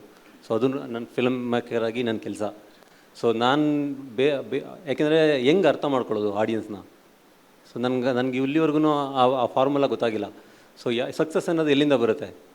ಸೊ ಯಾವುದರಿಂದ ನಾವು ಕ್ಯಾಲ್ಕುಲೇಟ್ ಮಾಡ್ತೀವಿ? ಮನಿ ಒಂದೇನಾ ಸಕ್ಸಸ್? ಆ ಥರ ಯೋಚನೆಯಲ್ಲಿ ಏನಂತಂದರೆ ಆಡಿಯನ್ಸು ಬದಲಾಗಬೇಕಾಗಿಲ್ಲ, ಫಿಲಮ್ ಮೇಕರು ಬದಲಾಗಬೇಕಾಗಿಲ್ಲ. ಆದರೆ ನನಗೆ ಒಂದೇ ಯೋಚನೆ, ಈ ಥರ ಫೋಟೋ ಥರ ಸಿನಿಮಾಗಳು ಎಲ್ಲ ಕಡೆ ಆಗಬೇಕು, ಯಾಕೆಂದರೆ ಅವ್ರ ಸ್ವಂತಿಕೆಯಿಂದ ಆಗಬೇಕು. ಸೊ ಅದೆಲ್ಲೋ ಒಂದು ಕಡೆ ಬ್ಯಾಲೆನ್ಸ್ ತಪ್ಪಿದೆ ಅಂತ ಅನಿಸುತ್ತೆ ನನಗೆ. ಯಾವುದೋ ಒಂದು ಟೇಕ್ ಓವರ್ ಮಾಡಿದೆ. ಸೊ ಯಾವುದೋ ಒಂದು ಟೇಕ್ ಓವರ್ ಮಾಡಿದಾಗ ಒಂದೇ ಇರೋದು ಬ್ಯಾಲೆನ್ಸಿಂದ. ಸೊ ಆ ಬ್ಯಾಲೆನ್ಸ್ ಯಾವಾಗ ಹೆಚ್ಚು ಸಿನಿಮಾಗಳು ಬರೋಕ್ಕೆ ಸ್ಟಾರ್ಟ್ ಆದರೆ ಗ್ಯಾರಂಟಿ ಆಡಿಯನ್ಸ್ ಉಟ್ಕೊತಾರೆ. ಒಳ್ಳೆ ಸಿನಿಮಾಗೆ ಆಡಿಯನ್ಸ್ ಇದ್ದಾರೆ. ನಾನೊಂದು ಸಲ ಟೊರೆಂಟೋದಲ್ಲಿದೆ, ಅಲ್ಲಿ ಕಮಿಷನಲ್ಲಿ ಯಾರೋ ಹೇಳ್ತಾರು ಫಿಲಮ್ ಫಂಡಿಂಗ್ ಬಗ್ಗೆ ಮಾತಾಡ್ತಾರೋ. ನಾನು ಒಬ್ಬನೇ ಕೈ ಎತ್ಬಿಟ್ಟು ಹೇಳಿದೆ, ಇಲ್ಲ ನನಗೇನು ಫಂಡಿಂಗ್ ಬೇಡ, ಒಳ್ಳೆ ಸಿನಿಮಾ ಮಾಡಿದ್ರೆ ನಮ್ಮ ಜನನೇ ದುಡ್ಡು ಕೊಡ್ತಾರೆ ಅಂತ. ಸೊ ಅದು ಯಾಕೆ ಬಂತಂದರೆ ಆ ಕಾನ್ಫಿಡೆಂಟು ನನ್ನ ತಿಥಿಯಿಂದ. ಸೊ ನಮಗೂ ಯೋಚನೆ ಇರಲ್ಲ, ತಿಥಿ ದುಡ್ಡು ಬರುತ್ತೆ ಅಥವಾ ಹೆಸರು ಬರುತ್ತೆ, ಎರಡು ಯೋಚನೆ ಇರಲ್ಲ. ಸೊ ಎಲ್ಲೋ ಒಂದು ಕಡೆ ಆ ಥರ ಸಿನಿಮಾ ಎಲ್ಲ ಕಡೆ ಉಟ್ಕೋಬೇಕು. ಯಾಕೆಂದರೆ ನೀವು ನನಗೆ ಹೇಳ್ತಾರೆ, ಇದು ನಾನು ದುಡ್ಡು ಹಾಕ್ತಾಯಿದ್ದೀನಿ, ನಾನು ಕ್ಯಾಮ್ರಾದಲ್ಲಿ ಕಾಣಿಸೋದಿಲ್ಲ, ಸ್ವಲ್ಪ ಮೇಕಪ್ ಮಾಡೋ ಅಂತ. ಸೊ ಹೀರೋ ಅಂದರೆ ಏನು? ಹೀರೋ ಅಂದರೆ ನೀನು ಚೆನ್ನಾಗಿ ಕಾಣಿಸಿದ್ರೆ ಹೀರೋ, ನೀನು ಕಪ್ ಕಾಣಿಸಿದ್ರೆ ವಿಲನ್ನು. ಅದೇ ಫಾರ್ಮಾಲಿಟಿ. ಹೆಂಗೆ ಹೀರೋ ನಡವಳಿಕೆ ತಿಳುವಳಿಕೆ ಇಲ್ದಾನೆ ಹೆಂಗೆ ಹೀರೋ ಅಂತ ಜಡ್ಜ್ ಮಾಡ್ತೀರಾ? ಸೊ ಅದು ಬಂದಿದೆ ಅಲ್ವಾ, ಅದು ತುಂಬ ಸ್ಟ್ರಾಂಗ್ ಆಗಿದೆ. ಸೊ ಅದು ನಾನು ಕಿತ್ತಾಗಲ್ಲ, ಯಾರು ಕಿತ್ತಾಗಲ್ಲ. ಅದು ಒಂದೇ ಆನ್ಸರ್ ಕೊಡ್ಬೋದು, ಟೈಮ್. ಸೊ ಆ ಟೈಮ್ ಅಂದರೆ ಆ ಟೈಮ್ಗೆ ನೀನು ಎಷ್ಟು ಎಷ್ಟು ಜನ ಸೇರ್ಕೊತೀರಾ ಅಂತ. ಸೊ ಎಷ್ಟು ಜನ ಬೀಜಗಳು ಬೆಳೆದು ಮರಗಳಾಗ್ತವೆ ಅಂತ, ಅದೊಂದೇ ಆಪ್ಷನ್ ಇರ್ಬೋದು ಅನ್ಸುತ್ತೆ ನನಗೆ. ಒಂದು ದೊಡ್ಡ ನದಿ ಇದೆ, ಅದು ಸಮುದ್ರ ಸೇರುತ್ತೆ. ನದಿ ಹೆಂಗಾಗುತ್ತೆ? ಸಣ್ಣ ಸಣ್ಣ ಜರಿಗಳಾಗತ್ತೆ. ಆ ಥರ ನೀವು ಒಂದು ಜರಿ ನಾನು ನದಿಗೆ ಹೋಗಲ್ಲ, ಆ ಕಡೆ ಹೋಗ್ತೀನಿ ಅಂದರೆ ಹೆಂಗೆ? ಅಲ್ಲಲ್ಲ, ಅದೇನಾಗುತ್ತೆ, ನಮ್ಮ ಪ್ರಶ್ನೆ ನಿಮಗಳಿಗೆ ಏನು ಅಂದರೆ, ಹೌದು ಲಿಟ್ರರಿ ರೇಟು, ಜನ ಬದಲಾಗಬೇಕು, ಜನ ಬರ್ತಿಲ್ಲ, ನಾವು ಬದಲಾಗಬೇಕಲ್ವ ಅಂತ. ಅದು ನೀವು ಕೇಳಿದ ಸಿನಿಮಾ ಅನ್ನೋದಲ್ಲ, ಅದು ನಂದು ನಿಂದು ಅನ್ನೋದಲ್ಲ ಇಲ್ಲಿ ಪ್ರಶ್ನೆ. ಆರ್ ವಿ ರೀಚಿಂಗ್ ಅಂದರೆ ಪ್ರೇಕ್ಷಕನಿಲ್ಲದೆ ಒಂದು ಆರ್ಟ್ ಹೆಂಗಾಗತ್ತೆ, ಅಂದರೆ ಲಾರ್ಜರ್ ಎಲಿಮೆಂಟ್ ಹೆಂಗಾಗತ್ತೆ, ಇನ್ನೊಂದು ಇನ್ಸ್ಪೈರಿಂಗ್ ಹೆಂಗಾಗತ್ತೆ. ಅಂದರೆ ಒಂದು ಸಿನಿಮಾ ಮಾಧ್ಯಮ ಇದೆ, ಅವನು ಕಂಡು ಬಿಡಿದಾನೆ, ಅವನನ್ನು ಕರಿಬೇಕೋ ಬೇಡ ನಾನು? ನೀನು ಬೇಡ, ನೀನು ಹೇಳಬೇಡ ನನಗೆ ಅಂತಲ್ಲ, ನೀವು ಹೇಳ್ತಿರೋ ದುಡ್ಡು ಕೊಟ್ಟಿದ್ದೀನಿ ಅದು ಕಾಣಿಸಲ್ಲ, ಅವ್ನ ಪ್ರಾಬ್ಲಮ್. ಅದು ದುಡ್ಡು ಹಾಕ್ದವನಿಗೆ ಡೈರೆಕ್ಟರ್ ಅಷ್ಟೇ ಅಲ್ವಾ, ಆ ಸಿನಿಮಾ ಜೊತೆ ಸಂಬಂಧಪಡೋ ನಿರ್ಮಾಪಕನಿಗೂ ಒಂದೇನೋ ಬೇಕಲ್ಲ. ಅವ್ನು ಸುಮ್ಮನೆ ಬಂದು ನೀವು ಮದರ್ ತೆರೇಸಾ ಆಗಿಬಿಟ್ರು ಅಂತ ಕೂತ್ಕೊಳ್ಳೋಕ್ಕಾಗಲ್ವಲ್ಲ. ಸೊ ನಮಗೆ ಎಲ್ಲಿ ತನಕ ನಮಗೆ ಅದು ಬರೆದಿದ್ರೆ ನಮ್ಮಲ್ಲೂ ಒಂದು ಬದಲಾವಣೆ ಆಗಬೇಕು, ಇದು ನಾವು ರೀಚ್ ಆಗಬೇಕಲ್ಲ. ನಾವು ಹೆತ್ತ ಮಗುನ ನಾವು ಬಳಸಬೇಕೋ ಬೇಡವೋ, ಅದಕ್ಕೊಂದು ದಾರಿ ತೋರಿಸ್ಬೇಕೋ ಬೇಡವೋ, ಒಂದು ಲಾರ್ಜರ್ ಸ್ಪೇಸು. ಆ್ಯಂಡ್ ನಾವು ಮತ್ತೆ ಅದನ್ನು ಮಾಡ್ತಾ ಹೋಗ್ಬೇಕು ತಾನೆ. We cannot become an island ಅಂತ. ಆ ಕಾರಣಕ್ಕೆ ಎಸ್, ಸ್ವಲ್ಪ ಸಕ್ಸಸ್ ಆಗಿದೆ, ಸ್ವಲ್ಪ ಹೆಸರು ಬಂದಿದೆ, ಬಟ್ ಅದಕ್ಕೆ ನಾನು ಮತ್ತೆ ಹೇಳಿದ್ದು, but you are still struggling. ಇವ್ರು ನಿಮ್ಮ ಕಾಲದಲ್ಲಿ ಅಂದಾಗ ಎಲ್ಲ ಕಾಲಘಟ್ಟಗಳಲ್ಲೂ ಅದೇ ಇದೆ. ಅದು ಗಿರೀಶ್ ಕಾಸರವಳ್ಳಿ ಅವ್ರು ಗೆದ್ದರು ಅಂತ ಏನಿಲ್ಲ, ಅದು ಕೆಲವು ಫೆಸ್ಟಿವಲ್ಗಳಲ್ಲಿ ಅವಾರ್ಡ್ಗಳು ಬಂತೇ ಹೊರತು ಅದರಲ್ಲಿ ನಿಮಗೆ ಕರೆಕ್ಟಾಗಿ ಅವರು ಮೇಡಮ್ ಹೇಳಿದ ಮಾತಾ, ನೀನು 4 ಜನ ಕೂತ್ಕೊಂಡು ಅವಾರ್ಡ್ ತೊಗೊಳಕ್ಕೆ ನಾನು ಸಾಥೆ ಕೊಡಲ್ಲ ಅಂತ, ಅದು ತೇಜಸ್ವಿ ಅಲ್ಲ. ಇಲ್ಲಾಂದರೆ ಬೋರಿಂಗ್ ಬರೆಯೋದು ಎಷ್ಟೊತ್ತು, ನನಗೊಂದು ಧ್ಯಾನ ಇದೆ ಅಂತಲ್ಲ. ಸೊ ಆ ಮಂಥನ, ಆ ಆಲೋಚನೆ ಆಗದಿದ್ದರೆ, because everybody has failed in Kannada industry. ಕನ್ನಡದ ಸಿನಿಮಾ ಬಗ್ಗೆ ನೋಡಿದಾಗ ಎಲ್ಲರೂ ಅವ್ರ ಸಿನಿಮಾನಯ, ಆರ್ಟ್ ಸಿನಿಮಾನಯ, ಬೋರಿಂಗ್ ಸಿನಿಮಾನಯ ಅಂತ ಯಾಕೆ ಹೇಳ್ತಿದ್ದಾರೆ ಅಷ್ಟೇ? ಎಷ್ಟು ಸಿನಿಮಾಗಳಿರ್ಬೋದು ಜನ ಮೆಚ್ಚದೇ ಇರೋದು, ಅಥವಾ ಅವ್ರಿಗೂ ನಮಗೂ ಒಂದು ಸೇತುವೆನೋ ಕಾನ್ವರ್ಸೇಷನ್ ನಡೆದಿದ್ರೆ ಆಮೇಲೆ ನಾವು ಇಲ್ಲಿ ಕೂತ್ಕೊಂಡು ಸಿನಿಮಾ ಮಾಡ್ತೀವಿ ನೀವು ನೋಡಿ ಅಂತ ಹೆಂಗೆ ಹೇಳೋಕ್ಕಾಗತ್ತೆ ಅಲ್ವಾ? ಅದೊಂದು ಸಿನಿಮಾ ಇನ್ನೊಬ್ಬರು ನೋಡೋದಕ್ಕೆ ತಾನೇ ಮಾಡೋದು ಸಿನಿಮಾ. ಸೊ ಆ ನಿಟ್ಟಿನಲ್ಲಿ ನಿಜವಾಗಲೂ ನನಗೆ ಆ್ಯಕ್ಚುಲಿ ಇಷ್ಟನ್ನು ಅಲ್ಲಿಗೆ ಹೇಳ್ಕೊಂಡು ಹೋಗ್ಬೇಕಿತ್ತು ನನಗೆ. ಆ ಡಿಸ್ಕಷನ್ಗೆ ಐ ವಾಂಟೆಡ್ ಟು ಕಮ್, ನೀವು ಯಂಗ್ಸ್ಟರ್ಸು ಮತ್ತು ಅವ್ರ ದಟ್ ನಮ್ಮಲ್ಲಿ ಒಂದು ಕಾನ್ಷಿಯಸ್ ಎಫರ್ಟ್ ಆಗಬೇಕಾಗಿದೆ. ಅದಕ್ಕೆ ನೀವು ಒಬ್ಬೊಬ್ಬರೇ ಕೂತ್ಕೊಂಡು ಮಾಡೋದಲ್ಲ, ಯಾರೋ ಒಬ್ಬರು ಸಕ್ಸಸ್ ಸೂತ್ರ ಕಂಡ್ಕೊಳ್ಳೋದಲ್ಲ, ಕಂಡ್ಕೊಂಡೊಂದು ಜೊತೆ ನಾವು ಸೇರಬೇಕಾಗಿದೆ, ಅಥವಾ ಅದನ್ನು ಅಸೆಸ್ ಮಾಡಬೇಕಾಗಿದೆ. ಚಾಪ್ಲಿನ್ ಅಸೆಸ್ ಮಾಡಬೇಕಾಗಿದೆ, ವರ್ಲ್ಡ್ ಸಿನಿಮಾನ ಅಸೆಸ್ ಮಾಡಬೇಕಾಗಿದೆ, ಮಲಯಾಳಂ ಸಿನಿಮಾನ ಅಸೆಸ್ ಮಾಡಬೇಕಾಗಿದೆ. ಅದನ್ನು ಅಸೆಸ್ ಮಾಡದೆ ಅವ್ರು ಜನ ನೋಡ್ತಿದ್ದಾರೆ, ಜನ ನೋಡ್ತಿಲ್ಲ, ಜನ ನೋಡೋ ಹಾಗೆ ಮಾಡ್ಕೊಂಡಿದ್ದಾರೆ ಅವರು. It is a process.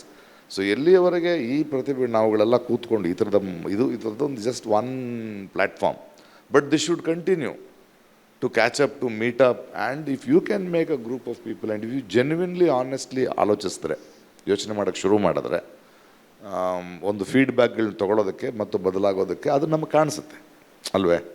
That's it. It's ತುಂಬ short time, but thank you. ಇನ್ನೊಂದಷ್ಟು ಡಿಸ್ಕಷನ್ಗಳನ್ನ ಮಾಡ್ತಾ ಹೋಗೋಣ. 5 ಗಂಟೆ ಮೇಲೆ ಒಂದು ಕಾರ್ಯಕ್ರಮ ಇದೆ. ಇನ್ನೇನಾದ್ರು ಪ್ರಶ್ನೆಗಳಿದೆಯಾ? ಒಂದು last question they will take. Okay, ಎಲ್ರಿಗೂ ನಮಸ್ಕಾರ. ಮುಂಬೈಯಲ್ಲಿ ಸ್ಕ್ರೀನ್ ರೈಟರ್ ಅಸೋಸಿಯೇಷನ್ ಇದೆ, ಅದ್ರದ್ದು ಗಿಲ್ಡ್ ಇದೆ. ಅಲ್ಲಿ ಬರವಣಿಗೆ ಮಾಡೋರು ಸ್ಕ್ರೀನ್ ರೈಟರ್ಸ್ ಅವ್ರದ್ದು ಒಕ್ಕೂಟ ಇದೆ. ಕರ್ನಾಟಕದಲ್ಲಿ ಇಲ್ಲ. ನಾನು ನೋಡಿದಿಲ್ಲಿ ಹಾಂ, ಅದು ಇದ್ದರೂ ಅದು ಎಷ್ಟು, ಯಾಕಂದರೆ ತುಂಬ ಜನ ಏನೂ ಅಗ್ರಿಮೆಂಟನ್ನು ಪ್ರಸ್ತಾಪ ಇರಲ್ಲ, ಏನೂ ಇರಲ್ಲ. ಮತ್ತು ಅವರು ಒಂದು ಸಿನಿಮಾ ಮಾಡ್ತಾರೆ, ಅದಕ್ಕೆ ರೆಮನ್ರೇಷನ್ ಸಿಗುತ್ತೆ. ಅದ್ರ ಮುಂದೆ ಬೇರೆ ಇದಕ್ಕೆ ಡಬ್ ಆದಾಗ ಮತ್ತೆ ಅಲ್ಲಿ ರೈಟರ್ಸ್ಗೇನು ಅವ್ರದ್ದು ಅಲ್ಲಿ ಪ್ರಸ್ತಾಪನೆ ಆಗಲ್ಲ. ಇಲ್ಲೇ ತುಂಬ ಇಲ್ಲಿ PhDನೂ ಫುಲ್ ಆಫ್ ಪ್ಲಾಗರಿಸಮ್, ಮತ್ತು ಸಿನಿಮಾದಲ್ಲಿ ಕತೆ ಗೊತ್ತಿರಲಾರ್ದಂಗೆ ಹೋಗಿಬಿಟ್ಟಿರುತ್ತೆ. ಇಲ್ಲಿ ರೈಟರ್ಗಳ ಒಕ್ಕೂಟ ಹೆಂಗಿದೆ, ಅದು ಎಷ್ಟು ನಮ್ಮ ಹಿಂದೆ ನಿಂದಿರುತ್ತದು ಸ್ಕ್ರೀನ್ ರೈಟರ್ಸನ್ನು, ಅಥವಾ ನಂದು ಸ್ಕ್ರಿಪ್ಟಿಗೆ ಎಲ್ಲ ಹೇಳೋಕ್ಕೂ ಹೆದರಿಕೆ ಬರುತ್ತೆ, ಯಾಕಂದ್ರೆ ಮುಂದೆ ಕತೆ ಆಗಿಬಿಟ್ಟಿರುತ್ತೆ, ಸಿನಿಮಾ ಮೇಲೆ ಬಂದುಬಿಟ್ಟಿರುತ್ತೆ. ಸೊ ಇಲ್ಲಿ ನಿಮ್ಮದು ಸಿನಿಮಾ ಮಾಡಬೇಕಾದ್ರೆ ನಿಮ್ಮ ರೈಟರ್ ಅಸೋಸಿಯೇಷನ್ ಅದು ಎಷ್ಟು ಸ್ಟ್ರಾಂಗ್ ಇದೆ, ಸ್ಕ್ರೀನ್ ರೈಟರ್ಸ್ ಹಿಂದೆ ಅದು ಎಷ್ಟು ಸಪೋರ್ಟ್ ಮಾಡುತ್ತೆ. ನಮ್ಮ ಕನ್ನಡ ಅಲ್ಲಿ ಕೆಲವೊಬ್ಬರು ಮುಂಬೈದಲ್ಲೆಲ್ಲ ಅವರು ರಿಜಿಸ್ಟ್ರೇಷನ್ ಆಗಿದ್ದರೆ ಅಂದರೆ ಸ್ಕ್ರಿಪ್ಟ್ ಹೇಳಿ ಇಲ್ಲ ಹೇಳಲೇಬೇಡ ಅಂತ ಅವರು ಇದು ಮಾಡ್ತಾರೆ. ನಿಮ್ಮ ಅನುಭವ ಸಾಧ್ಯ? ಇಲ್ಲ, ಅದು ಸೊಲ್ಯೂಷನ್ ಅಲ್ಲ ನೀವು ಹೇಳ್ತಿರೋದು. ನಾನು ರೈಟರ್ ಬೇರೆ, ಸಿನಿಮಾ ಡೈರೆಕ್ಟರ್. ನಾವು actually director himself is the writer. ಇದು ಬೇರೆ ಏನೋ ಮಾತಾಡ್ತಿದ್ದೀವಿ. ಅದು ಸ್ಕ್ರೀನ್ ರೈಟ್ರು, ಲೈಟಿಂಗ್ ಯೂನಿಯನ್ಗಳೆಲ್ಲ ಆಗೋಕ್ಕಾಗಲ್ಲ. ಅದು ಡೈರೆಕ್ಟರ್ಸ್ ಯೂನಿಯನ್ನು, ಆ್ಯಕ್ಟಿಂಗ್ ಯೂನಿಯನ್ನು, ನಾನು ಕತೆ ರೆಡಿ ಮಾಡ್ಕೊಂಬಿಟ್ಟಿದ್ದೀನಿ, ಇನ್ಯಾರೋ ಕದ್ಬಿಟ್ಟ, ಹಂಗಾಗಲ್ಲ ಸಿನಿಮಾ. ಅದು ಸಿನಿಮಾ ಆದಮೇಲೆ ಅದು ಸಿನಿಮಾ. ಅದಕ್ಕೆ ಮುಂಚೆ ಅದು ಸಿನಿಮಾ ಆಗಿರಲ್ಲ ಅದು, ಅಲ್ವಾ? ಸೊ ಅದು ಬೇರೆ ದಾರಿಗೆ ಹೋಗ್ತಾ ಇದೆ. ಇಲ್ಲಿ ನಾವು ಯೋಚನೆ ಮಾಡಬೇಕಾಗಿರೋದು ಈ ಸಿನಿಮಾ ಮಾಡೋರ ಇದು ಅದು ರೈಟ್ಸ್ ಬಗ್ಗೆ ಮಾತಾಡ್ತಿದ್ರಿ, ಅದು ಇನ್ನೊಂದು ಸಬ್ಜೆಕ್ಟ್ ಆಲ್ ಟುಗೆದರ್. ಓಕೆನಾ? ಅದು ಬೇರೆ ಇನ್ನೊಂದು ಸ್ಪೇಸ್ನಲ್ಲಿ ಕೂತ್ಕೊಂಡು ಮಾತಾಡಿ. Okay, thank you. ನಾವು ಯಾವುದನ್ನು ಮತ್ತೆ ಮತ್ತೆ ತಿಂತೀವೋ ಅದು ನಮ್ಗೆ ರುಚಿಯಾಗೋಕ್ಕೆ ಶುರುವಾಗುತ್ತೆ. ಯಾವುದನ್ನು ಮತ್ತೆ ಮತ್ತೆ ನೋಡೋಕ್ಕೆ ಶುರು ಮಾಡ್ತೀವೋ ಅದು ನಮ್ಮ ಅಭಿರುಚಿಯಾಗಿ ಕನ್ವರ್ಟ್ ಆಗುತ್ತೆ. ಹಾಗೆ ಸಿನಿಮಾದ ಕುರಿತು ಮತ್ತೆ ಮತ್ತೆ ಮಾತನಾಡೋದಕ್ಕೆ ನಾವು ಇಂಥ ಸ್ಪೇಸ್ಗಳನ್ನು ಕ್ರಿಯೇಟ್ ಮಾಡಿಕೊಂಡ್ರೆ ಆ ಪರಿಭಾಷೆ ನಮಗೂ ರೂಢಿ ಆಗೋಕ್ಕೆ ಶುರುವಾಗುತ್ತೆ. ಅಂಥ ಅಭಿರುಚಿಯಲ್ಲಿ ತೊಡಕೊಳ್ಳೋದಕ್ಕೆ ಆರಂಭ ಮಾಡುವ ಹಂತದಲ್ಲಿ ಇದು ಶುರುವಾಗಿದೆ. ಈಗ ಈ ಹೊತ್ತು ಸಿನಿಮಾವನ್ನು ನಮಗೆ ತೋರಿಸಿದಂಥ ಉತ್ಸವ್ಗೆ ನಮ್ಮ ನೆನಪಿನ ಕಾಣಿಕೆಯನ್ನು ಕೊಡಬೇಕು ಪ್ರಕಾಶ್ ಸರ್ ಅಂತ ಕೇಳ್ಕೊಳ್ತೇನೆ. ಹಾಗೆ ಶಶಾಂಕ್ ಅವರಿಗೆ, ಈರೇಗೌಡ ಅವರಿಗೆ,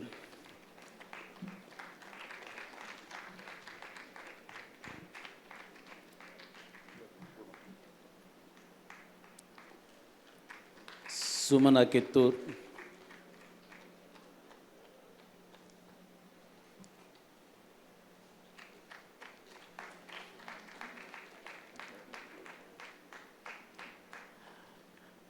ಅಭಯ್ ಸಿಂಹ ಸರ್, ನಿಮ್ಮೆಲ್ಲರಿಗೂ ಧನ್ಯವಾದಗಳು.